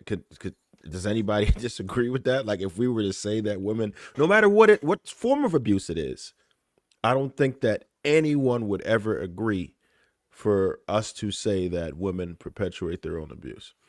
Are you saying that people won't think that it's true, or are you saying that people will get offended if you say it? People will be absolutely offended. Absolutely offended. But you can't do that. You can't say that. What do you mean? You're supposed to know better. That doesn't mean that you exploit them or take advantage of them just because we're not allowed to do that. Even if we find a vulnerable woman, it doesn't mean we just go ahead and pounce on it. That's inhumane, right? I also think it's inhumane for women to manipulate a man that's emotionally vulnerable. I think women can perpetuate their own abuse the same way that men can. Like, and I'm guilty. I'm not gonna say I'm guilty of it. Like, too late. I really think I'm stoic. Like, I'm not an emotional person. Like, I have emotions, but I tell my girl all the time, like, yo, I don't even like you don't gotta buy me no gifts. I tell her stuff like that. I'm like, if you do give me a gift, just something that show me that you're thinking about me, right? I'm not like some other guys who be like, yo, we need to switch places for Valentine's Day. It's about men too. I'm vocal when it's like, yo, I think that's gay. I'm not like that, right? I'm vocal with that type of stuff. So women hear that and they like, all right, that nigga don't want nothing for Valentine's Day. They're like, all right, so if that's the case, so do you promote the exploitation of a vulnerable man? No. So you think it's wrong to take advantage of a person who leaves himself open to abuse? Depending on because when you say you perpetuate it, right, that means that you're pretty much asking for it. You're bringing it in, right? Even if it's inadvertently, you are actually the cause of it. Right? I think that the sense that I was just talking about, that I play a part in it.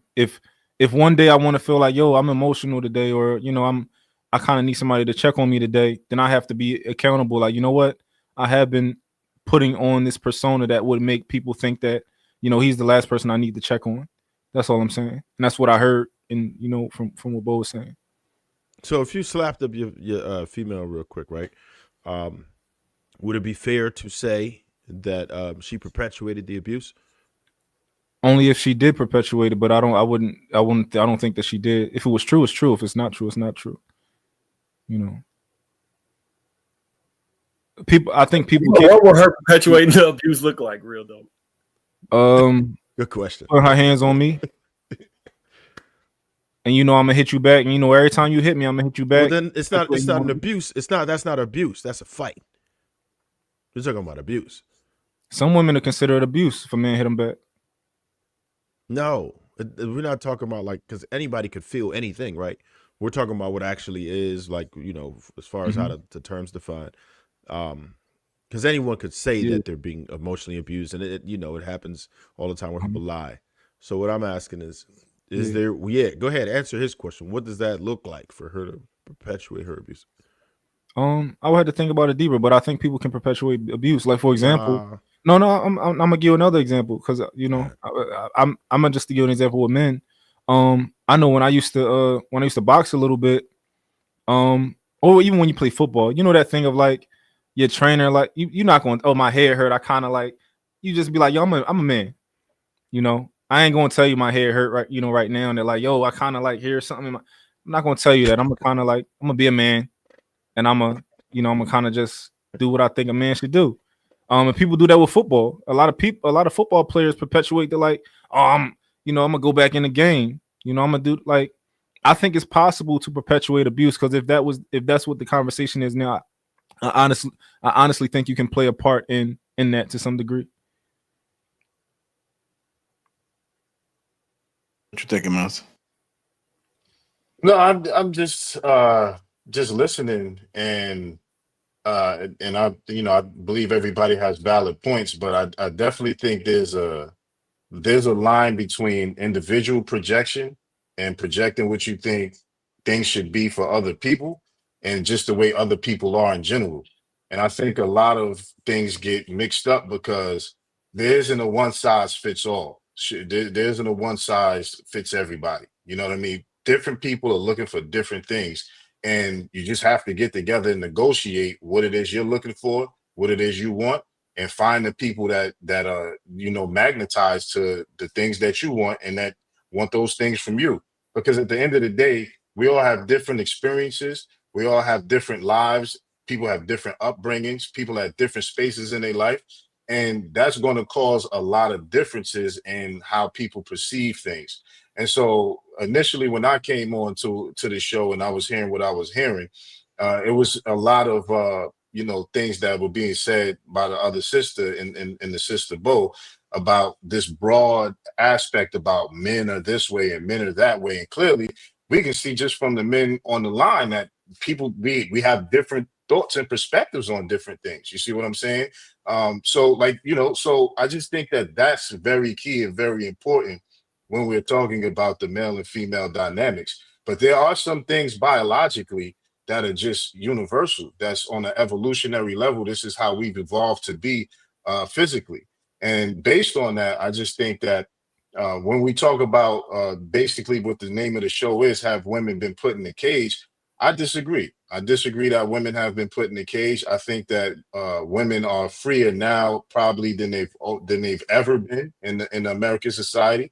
A lot of women view, or at least before Roe versus Wade was repealed, a lot of women viewed that America was a woman's paradise, based on the way the court system operate, how it favors women in divorces and in custody battles and different things like that. And again, those are systems that men put in place. So I do agree with what the brothers is saying as far as men sometimes perpetuate their own abuse, only in the context that if you present yourself a certain way, then you have to expect yourself to be taken in that way that you present yourself. And that's just not in relationships. That's on, if you go to a job interview, dressed a certain way, and you're not dressed properly for the interview or presenting yourself properly for that interview, you shouldn't expect to get that job. You know what I mean? Especially if going to that job has a certain way you need to present yourself.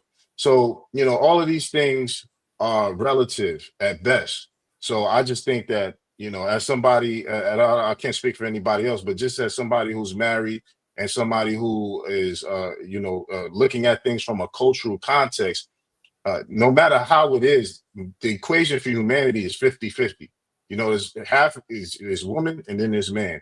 And how they get along, how they communicate, how they operate with each other is at the core of the success and failure of it. So when we cast these blanket statements, it's not going to serve the individual who's looking for the thing they're looking for any good.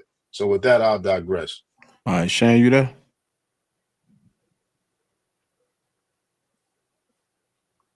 Monet, going once.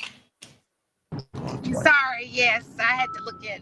So I'm on the road because of Keep your seatbelt on.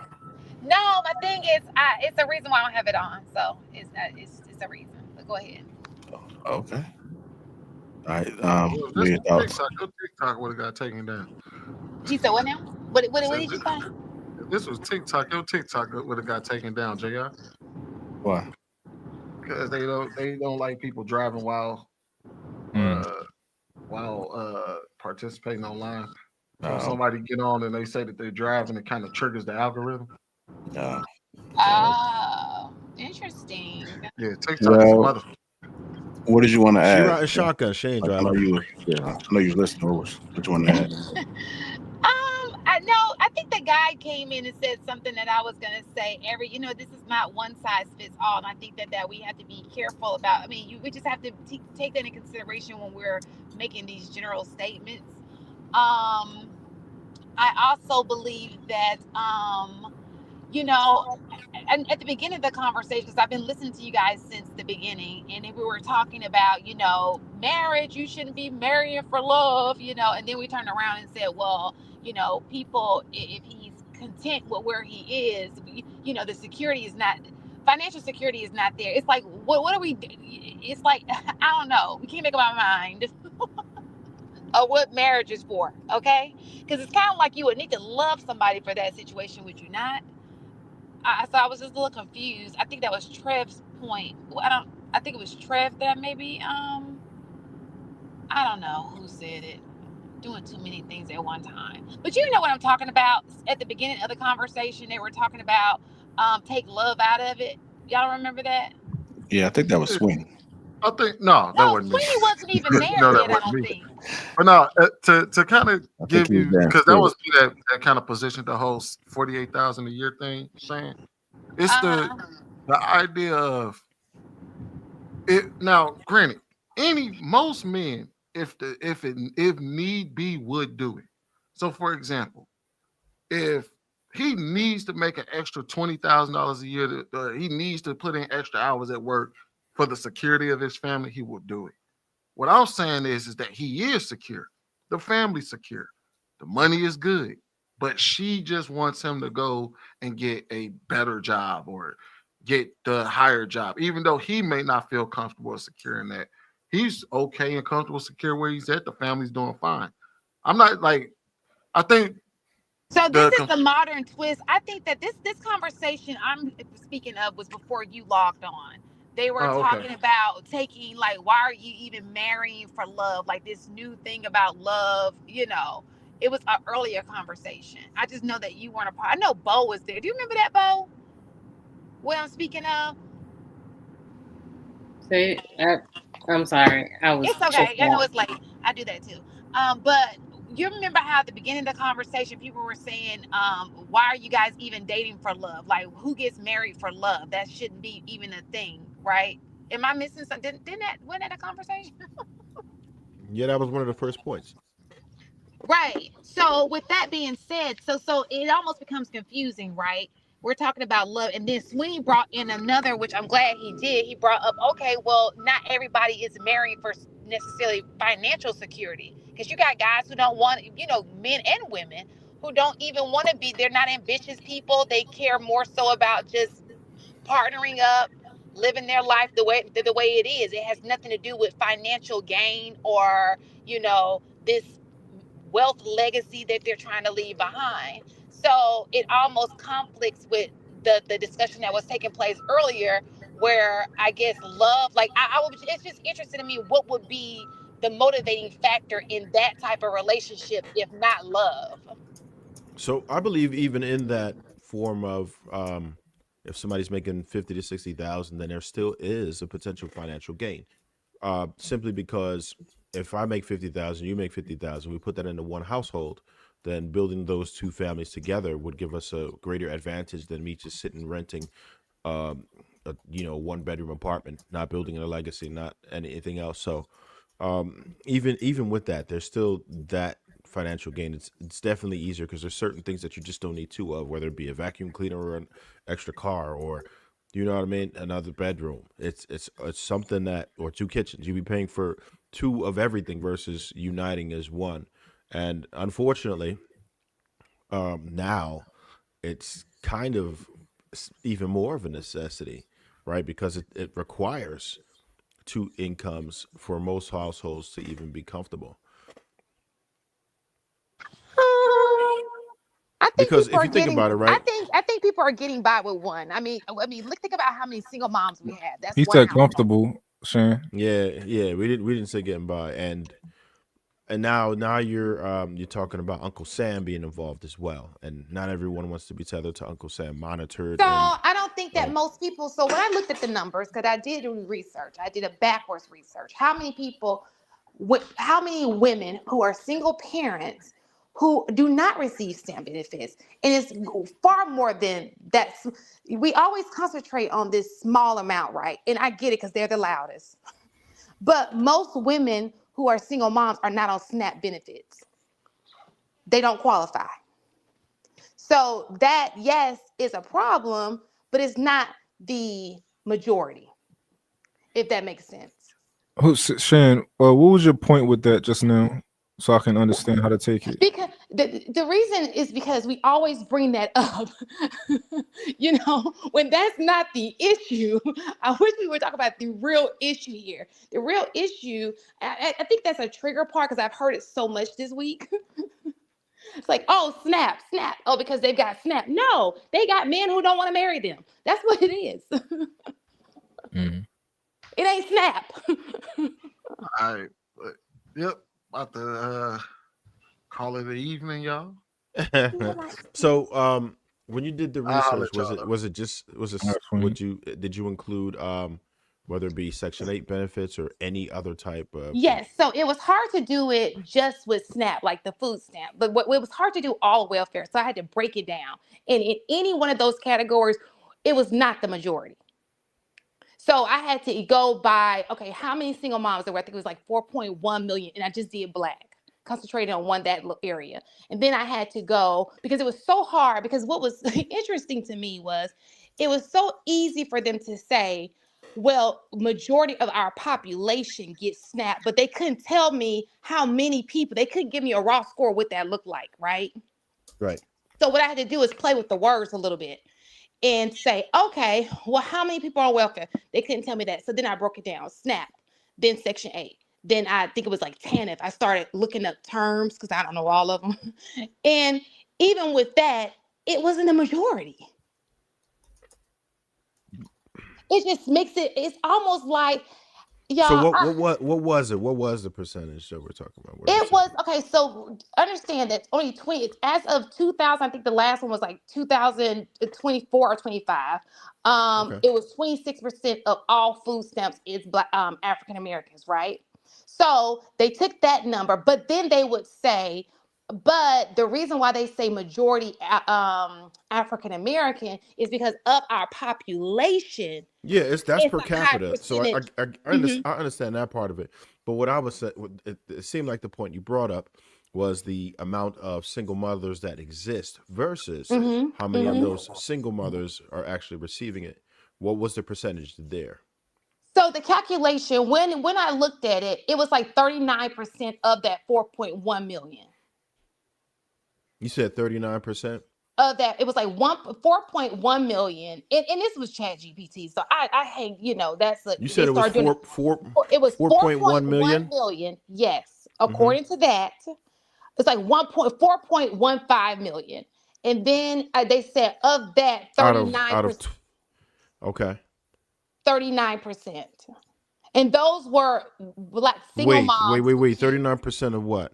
The 4.1 million Were Black? were Black.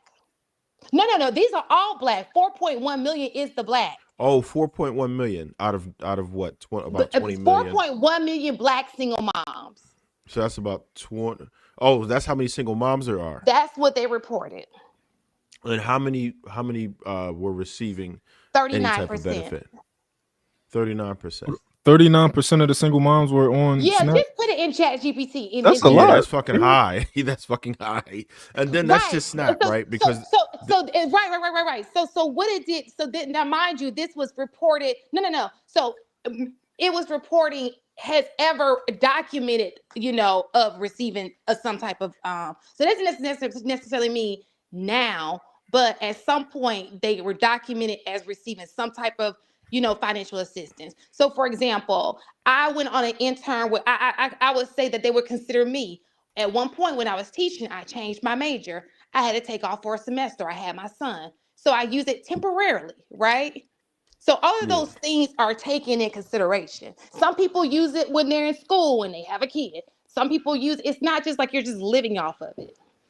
Shan, are you using Right. this? So, and that's the only thing I was saying with that is like all of those instances, with the presence of a man are unnecessary, right? And Sure. it helps. And I'm not saying that anybody shouldn't receive it. I think that if you need it, go ahead and get it. And the instance that you spoke about is exactly what it's designed for, right? For you going through school, you use it as maybe a launch pad, and you got up out of there, and then you became successful after that.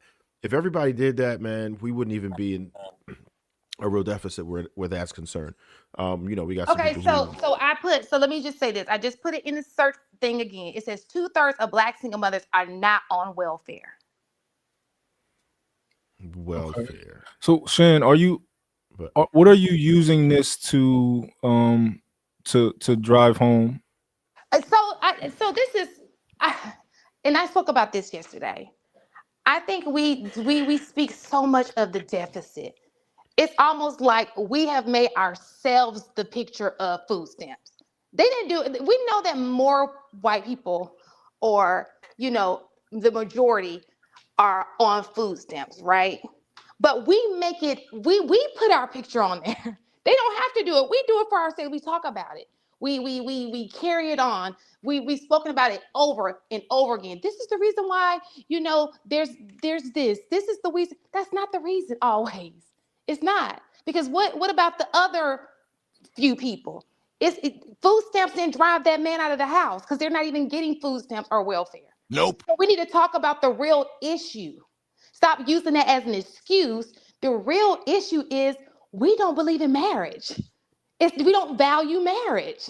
End of discussion. Right. So why do you think women don't value marriage? I think that in their minds, women believe marriage to be something that is not.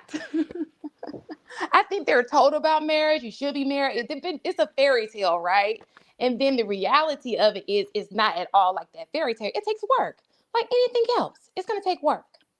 Like I think somebody said it on the panel. Every day you have to choose this person, right? I think a lot of times women choose themselves with that happiness thing over the betterment of the greater good of the household.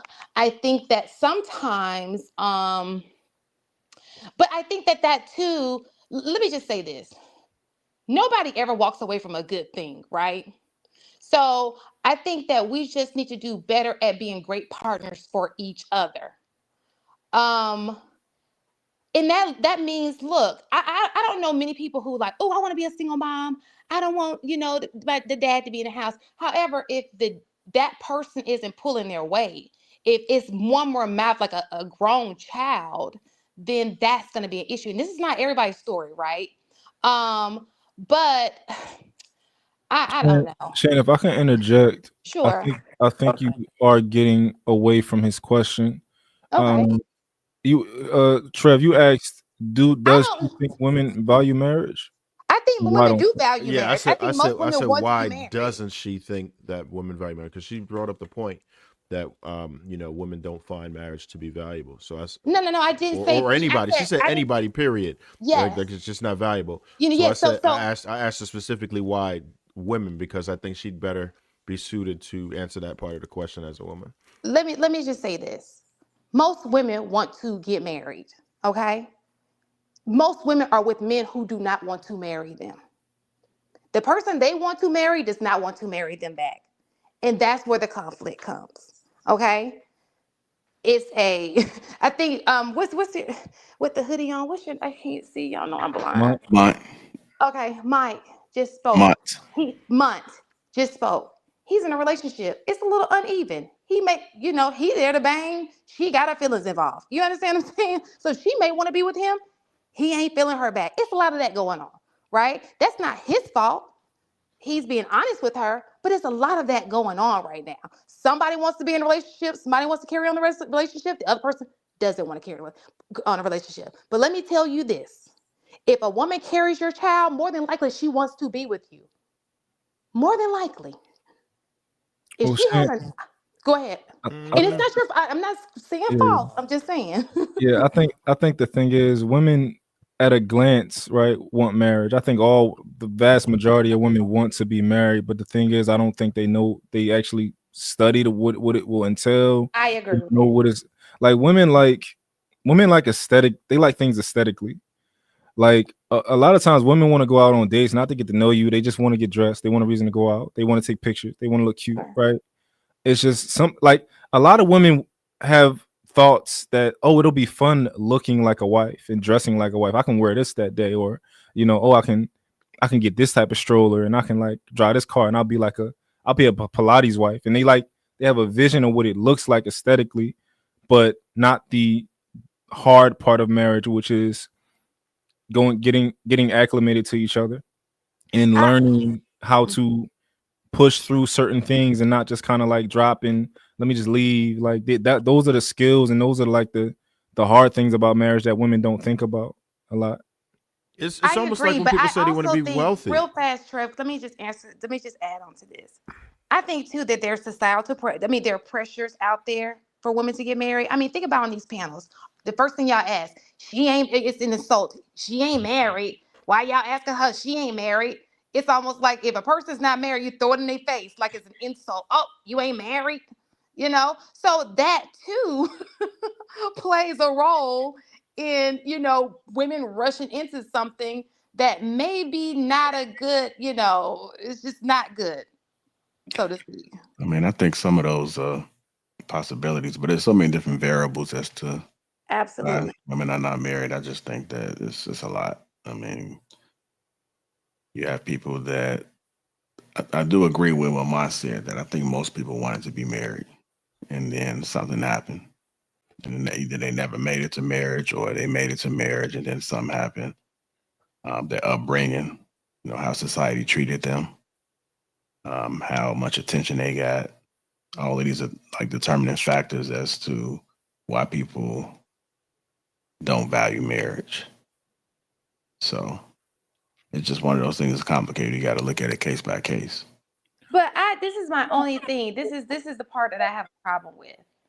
We can sit here and say that people don't value me. I think both men and women can do a better job at that. We can get down to it. It's probably bad on both sides, right? But we complain about single motherhood. We have all these complaints that all can be fixed if people just got married. We never tackle the reason why. We never tackle the source. We always tackle the outcome. Oh, you're a single mom, but nobody wants to get married. Does that mean we just don't reproduce? Black kids are just not going to be born because we're not getting married? So how do we fix that? Because one leads to the other. Well, I'm not sure if I don't know if I heard you incorrectly. I don't think marriage is going to solve the issue. Right. No. I'm not saying that. So what I'm saying is you can't sit here and bash a person for being a single mom, but at the same time you're saying, well, I don't believe in marriage. Why do we have to go through the legal system? When you don't go through the legal system, you are a single mom. That's going to lead to an out of wedlock child, right? Even if you're cohabitating, it's still out of wedlock child. So what are you saying? Do I need it? Okay. So basically, you know how we talk about things like single motherhood, right? The problem with being a whole lot of single mothers. But we also, on the other hand, say we don't value marriage, whether it be because of the court system, whatever the issue is. But when you don't get married, that's what leads to single motherhood. Even if the numbers are good, they don't count men living in the household. That's still a child born out of wedlock that increases that number. Does that make sense? They didn't ask, well, why didn't you get married? And then we'll think about putting that in that percentage because I understand that's the reason why you didn't get married. So no, your kid is not a part of that percentage. No, that's not how it works. Go ahead, Bo. If I could just say, I don't think that people don't value marriage. I think that people very much so value marriage. I think that they don't know the value of the true value of marriage. I think that people are not understanding what marriage really is, because if I'm being honest, the reason why we sitting here on the internet talking about this stuff is because we're trying to figure out what this marriage is. Some people want traditional marriages. Some people want modern marriages. And if I'm being honest, because traditional marriages are based on something that we do not have now, the dynamic is not the same between men and women. We are struggling with what that marriage looks like. And modern marriage is the only thing that is available to us, because the dynamics between men and women will never be like it was for traditional marriages.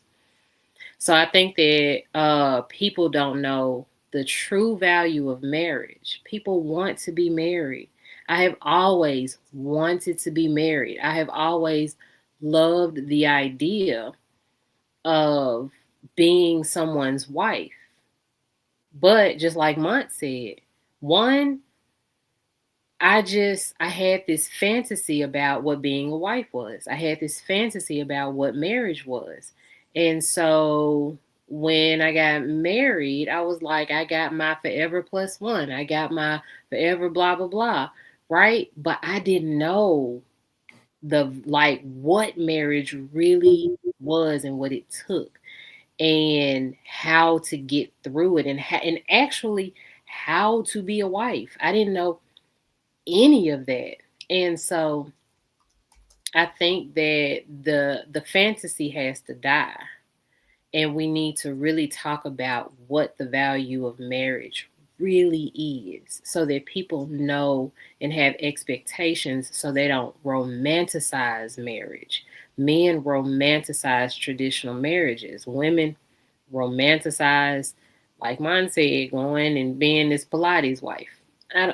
So that happened. And also the pressures of being a woman when you turn 30 and you're not married. I literally said yes to the first man that asked me, and I was like, yep, I love him forever. And not knowing that I was 30, 32, and I was just like, gotta be married. This is it. I love him. So it's so many different factors that go into why we're failing at marriages. I think that both sides need to take accountability for the fact that they are making these marriages, relationships fail and not make it to marriage. In my apology, I know I kind of added on the back end. Thank you, Bo. I think that was, that was good. But I think that from my point, because I know that the chat was saying, write it down. First of all, it's 12. It's 1 o'clock, and y'all know my bedtime was at 10. But it wasn't 10 tonight. You was out. Because my daughter flew in from New York. She went out, you can't sleep when your baby is in the air. Come on now.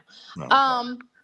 But what I was trying to say was, I think that the some of the things that is irritating to me is, yes, we have an issue with valuing marriage, understanding all these things, right? So it's kind of like marriage is on pause right now, I would like to say, right? But kids are not on pause. People still getting it in, and these kids is being born, right?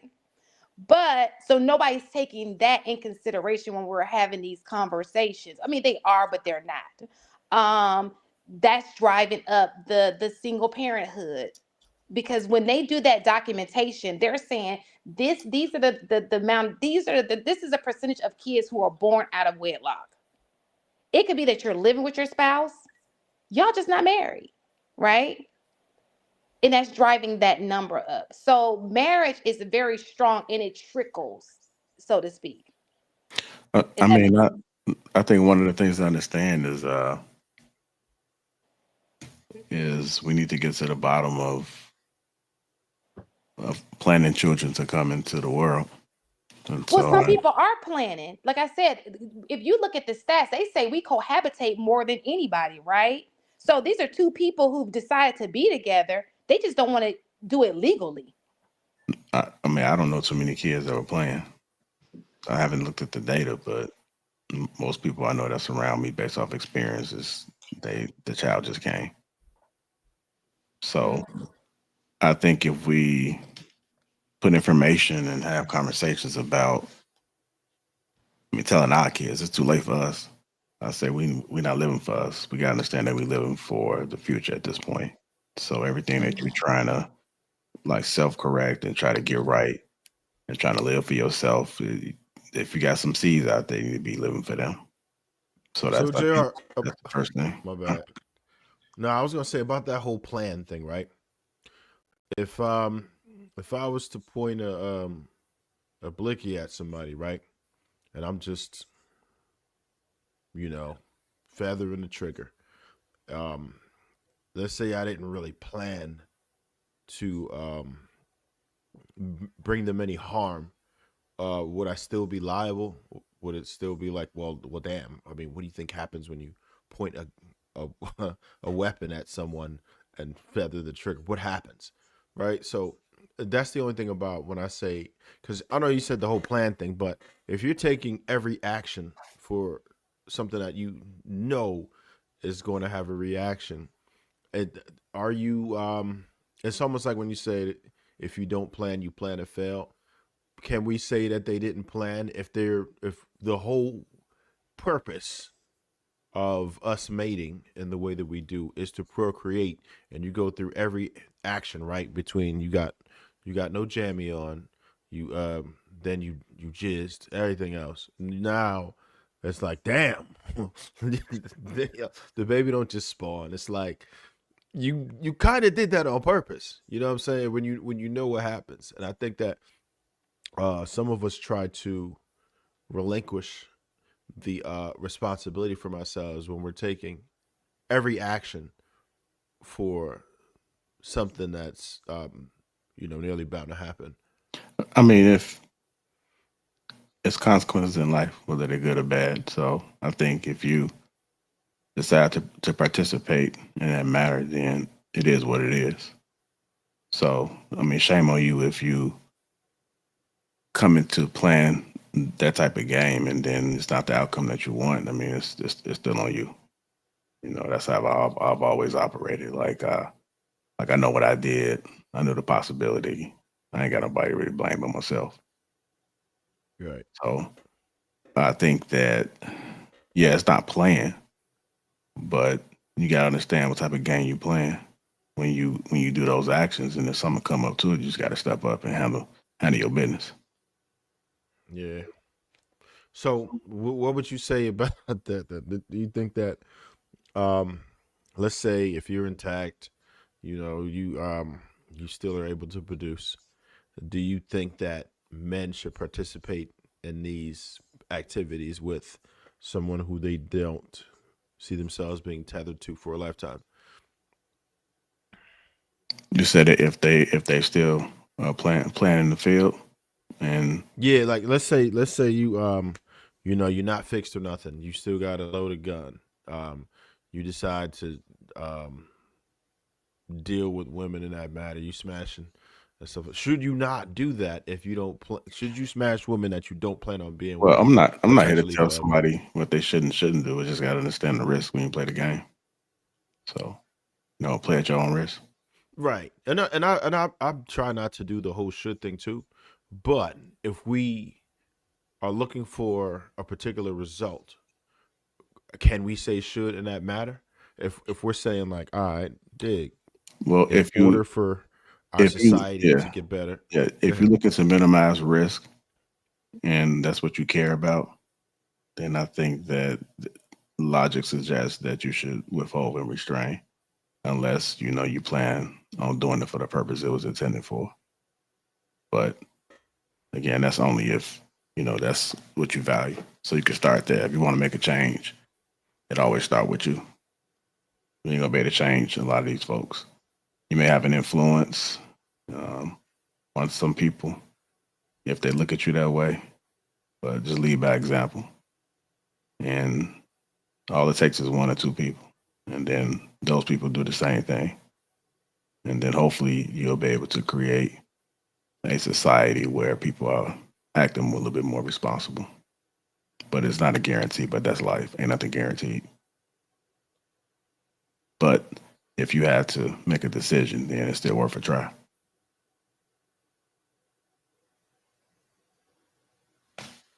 We get to these super chats. My Deja 499. Marriage protect you ninjas from ninjas like me, cause I woulda took all the chicks and I left you soft ninjas. None. Be thankful. Relationship talk with G's with the 199. Relationship talk G's 499. Arranged marriages, death to mental health. At the end of the day, if you're not happy with that person, you are caged into someone you don't desire / force. Leslie K $10. Shout out to the Powerpuff Girls, Ty, Pretty, and Boheme. Keep giving these JoJo L's. My Endangered 499. A better question would be, what percentage of men, women are interested in our abusers? Isaac, $2. Why does female independence equals high body count? Thomas Ford, 499. This panel of women make red pillows look like prophets. Monty Deja 499. Spanking your daughter does not at all make them think they should let romantic partners beat on them. That's ridiculous, brother. They got 11, $10. It's funny how people get on these panels and when you ask a question, they say they speaking for women, but a total failure to speak for themselves and stand on it. That dirty South House, $5. AJR. Why is Boheme trying so hard to look like Keisha Rogers from Cleveland? Pissing me off. EGNA, business and development, $2. Women won't have a right if it wasn't granted by men. Marcus Evans, $5. Shout out to the GOAT, Dave Anderson, Trev, Amir, and Massa for y'all intellectual perspective, despite both saying a lot of BS. And welcome, Sweeney. So Miss Sweeney. Bruce Leroy, 199, the Amazon worker. All y'all want leads with money. Brano with the $5 super sticker, also a member. Naomi, also a member as well, gifted one Lapeef Network membership. And Brano, also a member, gifted one Lapeef Network membership. I want to thank everyone that has attended tonight on the panel and as well as in the audience and the ghost watchers. But if you are a ghost watching, you are in the audience, hit that like button. The light's been low the entire stream. That's all I'm asking for. I got a question. I know it's late, but I got a question. I was trying to prove. I got you. I just didn't want you to hang it up. That's why I wanted to say that. Go ahead. It's your spiel. If you are catching on the replay, hit the like button as well. Go ahead, Ms. Sham Monet. Because one of the things that came up and y'all talking about smashing women, y'all don't ever think about the caliber of woman y'all be smashing. I be judging dudes off the caliber of woman they be smashing. Y'all just smash anything, right? What you mean by caliber? No, wait. You know, what's anything? Are you basing this off of looks? Are you basing it off of character? Like, what are you basing it off of? Booger wolves. Thank you, Bo. So off of looks? Sometimes. That's not very mature, is it? Well, superficial. A little bit, but I've seen. Listen, I have seen some of the trash can juice that men be trying to smash, and I'm just like. But then they also be smashing dummies too, so that's another thing. So if the baby was ugly, would y'all tell them the baby is ugly? Oh my, no baby is ugly. I've never met a baby. I've never seen an ugly baby. I'm gonna stay quiet. That's the delusion I live in. I've never seen an ugly baby. I stick by it. I think a lot of babies ugly. Yeah, it is what it is. But I do judge you off your past. I be wanting to see the line up. I mean, I was looking a little hard. I looked like, damn, I hope his eye twisted. I'm like, shit. I'm like, that may not be me. Like, damn, how your baby come on looking like San Cassell, yo? Yeah. Now they do grow up to be. They grow up to be different. I mean, but some babies come out. I mean, you got to think they stuffed in there, pilling, and they come out weird. Shane, you don't think it's? Oh, go ahead, Joe. Now, what's messed up is if they stay like that or it gets worse. Then I think we have a problem. But I think it's safe to say that it's not a lot of attractive baby. When people be like, "Oh, it's so beautiful," like that baby ain't beautiful. They be like, "It's precious." Yeah, maybe after a couple of days. I mean, we put the little hat on. We put the little hat on the little mittens or something like that. Then maybe so. But they be looking like they don't even want to be out here. They look like they just mad. Yeah. So people just be lying. That just show you how delusional some folks are. Some of them babies not cute. It is what it is. It doesn't mean that it's not no potential. But when they get like 5 or 6 and nappy ass head and oh no. Just saying. Shan, you don't think it's shallow to just base these things off of looks? Like, oh, you had sex with that girl. No. Caliber doesn't mean looks. Okay. Well, that's what y'all said just Caliber now. is an overall. I'm not going by looks necessarily, per se. Just the caliber. What else you going off of? Because you don't know them. So like, how else you can see? So you come on, you know. Y'all know, I'm not going to explain. I am not. So the women who drive the raggedy Altima that wear 36-inch bust downs with the baby hairs down to her eyebrows, that can't speak a lick of English. I'm just like, it be a lot that don't have nothing going on. Pay for my hair, pay for my nails.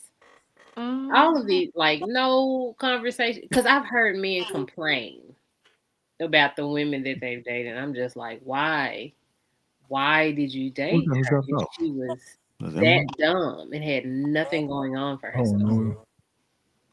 And then Booger Wolf. So wait, there's 2 terms now. One is the I guess would be bombs, and the second one is Booger Wolves. That's completely aesthetics, right?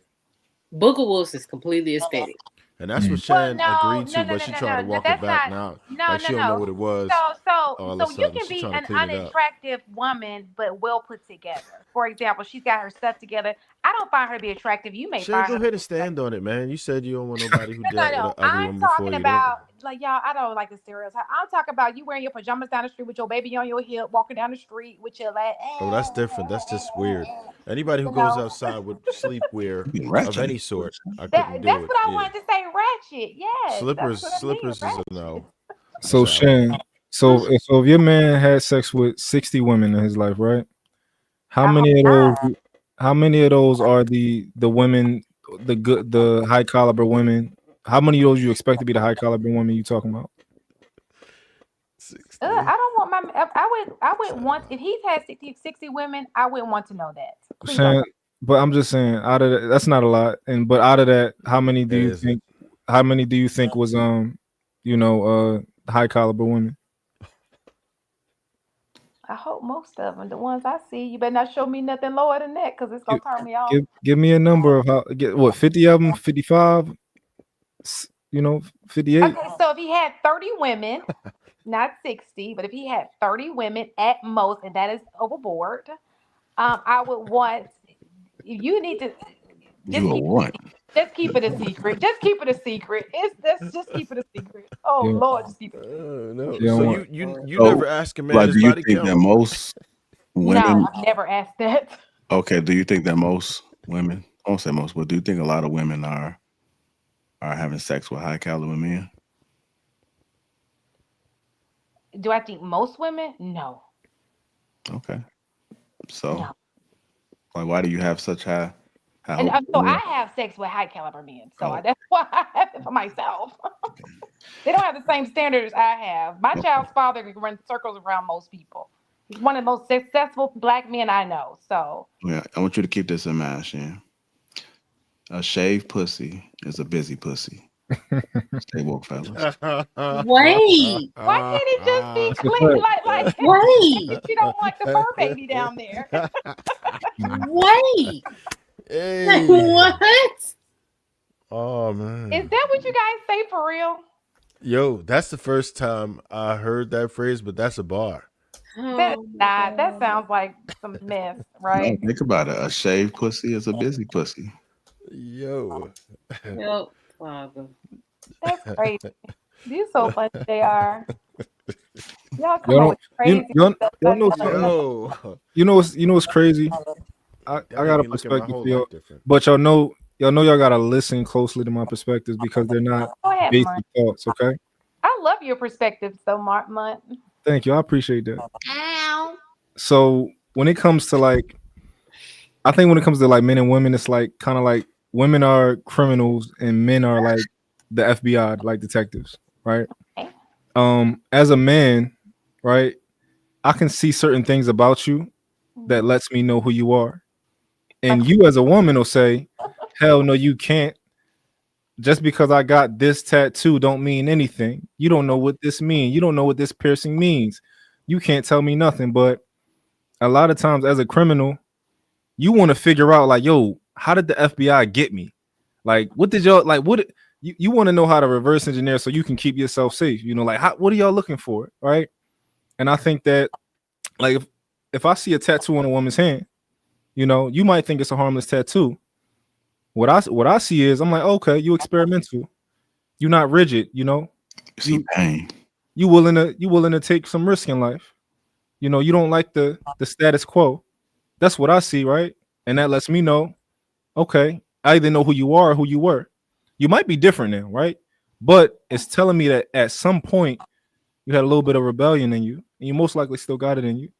So that means to me, oh, I'm gonna get that. Give me 2 weeks. Give me a month. Give me give me a week. Like So that's what if you what don't men are have any seeing. tattoos?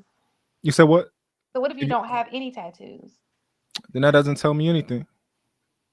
But I can see a man can see certain cues to give him certain information. You know, Gotcha. like a detective of like, oh, okay, I see that. This is how we, you know, you want to know how did they tap my phone? How did they do that? Like men, that's our job is to look at certain things. We study you. So you might think your tattoo means nothing, but I might look at it and I know, like, okay, you like to have fun. Let me tell you something. Is that how you be Y'all getting better the admire my tattoos. I paid way too much money and sat way too long for these. Y'all better admire every last one of them. Yeah, I mean, you probably got them. You probably got them redone. You got them redone. Who had what redone? Your tattoos. You ever had like tattoos you wasn't proud of? You got them redone. You got them done. Oh yeah, I got 2 cover-ups. Yeah, I know a lot. I know a lot, Bulma. Yeah. This one was a cover-up. That's why it's so big. Yeah. But point is, if you look at my tattoos as a man, if you look at my tattoos and you like, that's a hood chick, the tattoos that I have, you a stupid man and I can't fool with you. It's not for me. It wouldn't tell me that you're a hood chick, but it does say that at some point you had a little rebellion in you. I didn't get my first tattoo until I was 27. I didn't. This wasn't rebellion. I just wanted to see. Oh yeah, I just wanted a tattoo. Question: what did you cover up? Don't get mad, Bo, but I be feeling the same way when I look at it the same way as mine. It was a rose and my zodiac sign and my son's zodiac sign. Okay. Why did you get it covered? What didn't you like about it? It was just too random.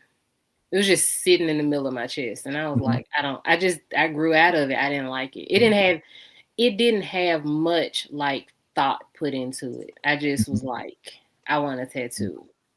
And so, and then too, I kept getting asked, who's the other zodiac sign? Is that your man? And I'm like, please, I got to stop. So I had to do another tribute to my son without people knowing that it was about my son, because I don't answer those types of questions. No way.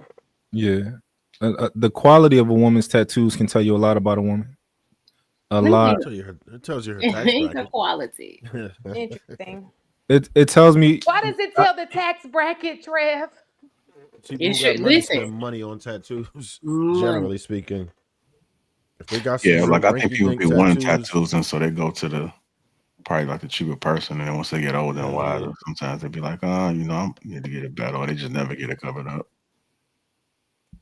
Yeah, a lot of women, a lot of people, not even just women, right? A lot of people, men and women, they go through a point in their life where they're younger, you know, they kind of like out on their own, and you experimenting. So you're not going to a quality tattoo artist. You might let your friend play on you. You know, you might go to a tattoo artist who's just not that good, but it just can, at least for me, I can see a little bit of your history when I see a bad tattoo, or I see a tattoo that's stupid, right? I see like, okay, what made you get a stupid tattoo? You just wanted to do something. You wanted to get a tattoo. You finally was like, yo, I'm gonna get me a tattoo. That tells me something. You know, you wasn't thinking. You just wanted to do something rebellious. You wanted to do something different. You know. So, Or and I get could some be wrong. Japanese I had letters my navel that pierced. means something stupid. Why you get it pierced? Because I was in college. I was a cheerleader. We used to have these little crop tops, You and been everybody married? else had theirs pierced. And I was like, oh, sure. And I Been was a married? virgin all through college, so that ain't it. But I did. I got that's I all mean, I got though. you could be a virgin and still be. I was not doing any of that. None of it. I didn't finish. Dry I was humping. gonna That's the say most you get no. out of me, I was homeboy. gonna say and still reading books. Dry humping in college. Dry humping in college. Yep. Damn. I missed that entire the year. hell? I missed the message. Nobody invited me to the party. I don't know. I just get that. Yeah. You was feeling a little I'm rebellious. not saying you shouldn't have held your chastity, but dry humping in college is kind of crazy. Dry humping until my senior year. My boyfriend, my senior year in college. That's what I was. Well, them type of people, like when the lights go out, they like run on the football field naked at night. Right. What? Oh Lord. Yo, could you imagine dry humping in college? Like, Yeah, damn, well, they you did pretty it. much a Listen, grown ass man dry humping, yo. and love being beside me. Yo. That's all that matter. Dry humping. That's all they got. Dry humping. You could No, you give me a little. Probably climax too. No, the dry humping. With a woman who think like that she's like a good girl, you might have to do that for a little bit to, you know, to. You be doing that, bro? When I was young, yeah, I do. You got to try too. In college? I look at I didn't go to college, but I was probably like 22, 21. You was dry humping in your 20s, bro? Dry culture. You said, yeah, when I was 21. You was dry humping in your 20s, Let bro? me tell you something. Girls are still good girls at that age.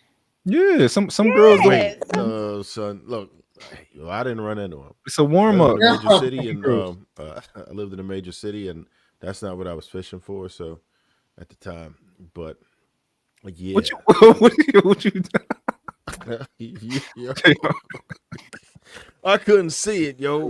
Dry humping in college, just as a grown ass man, I could drink a whole fifth of vodka, and I'm dry humping. I can't see it, man.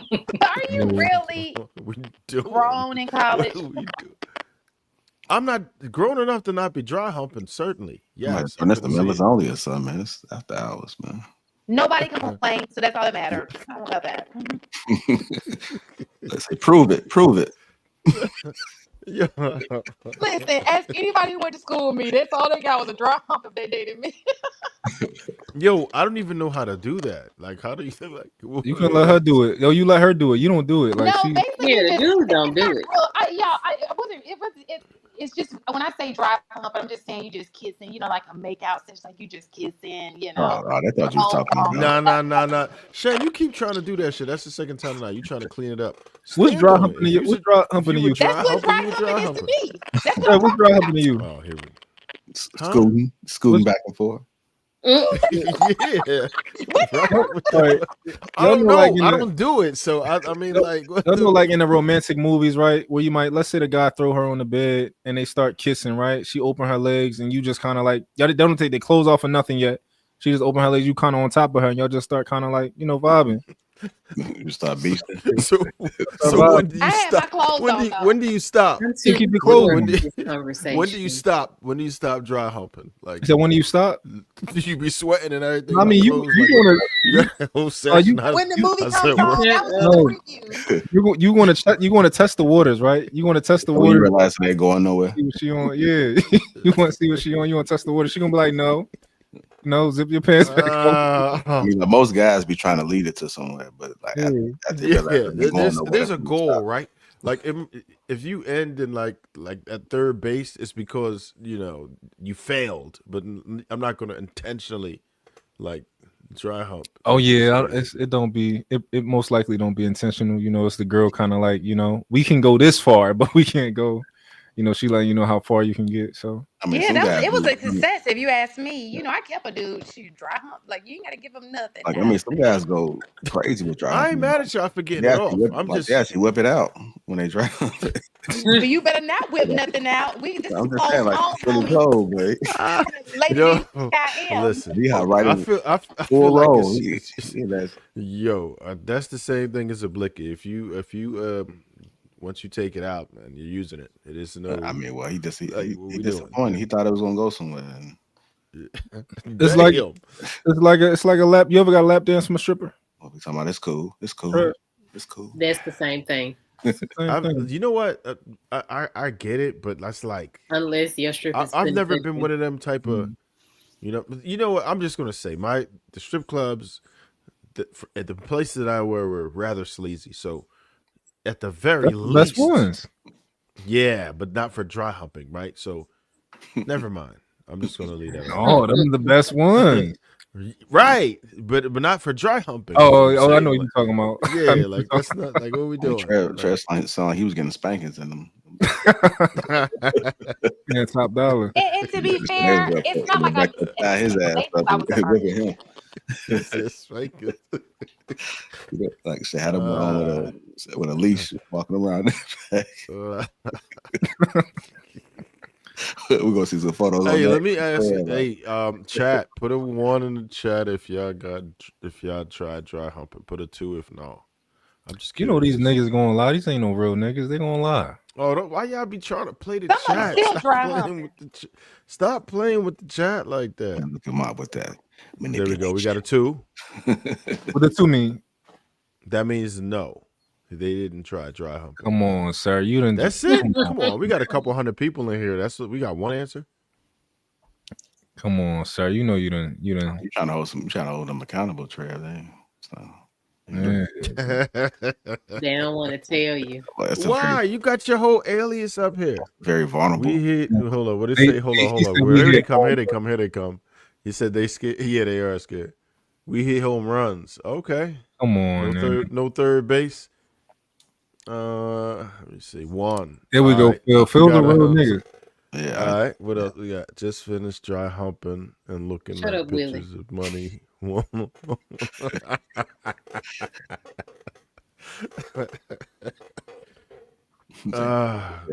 man still dry. Wait, somebody saying the grown man still dry humping bed. What? Yeah, she a woman. She know. Like, man, I had it like this. Yo, there's no sense of accomplishment there, and I ain't mad at it. Like it's just something that I'm not familiar with. That's crazy. Is Phil the one to be coming on the panel? Mm-hmm. Yeah. He the one to be on the panel. Yeah. They said mine was accepting scraps. No, I like me a good girl. Yeah. I like me. Who said that, yo? Good girls are the fun ones. Yeah. So like me a good girl.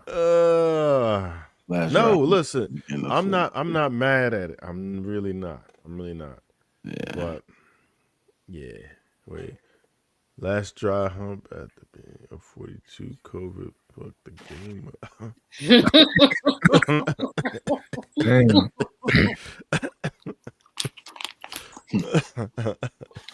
That's hilarious. I'm gonna go ahead and close this one out, man. Appreciate you guys for tuning in, man. Hit that like button on your way out. Y'all enjoy y'all weekend and all that good stuff. Y'all be safe out there. Good night. I mean, you gotta leave, Shan. I don't have to leave. No, it's like after hours. Yeah, now it's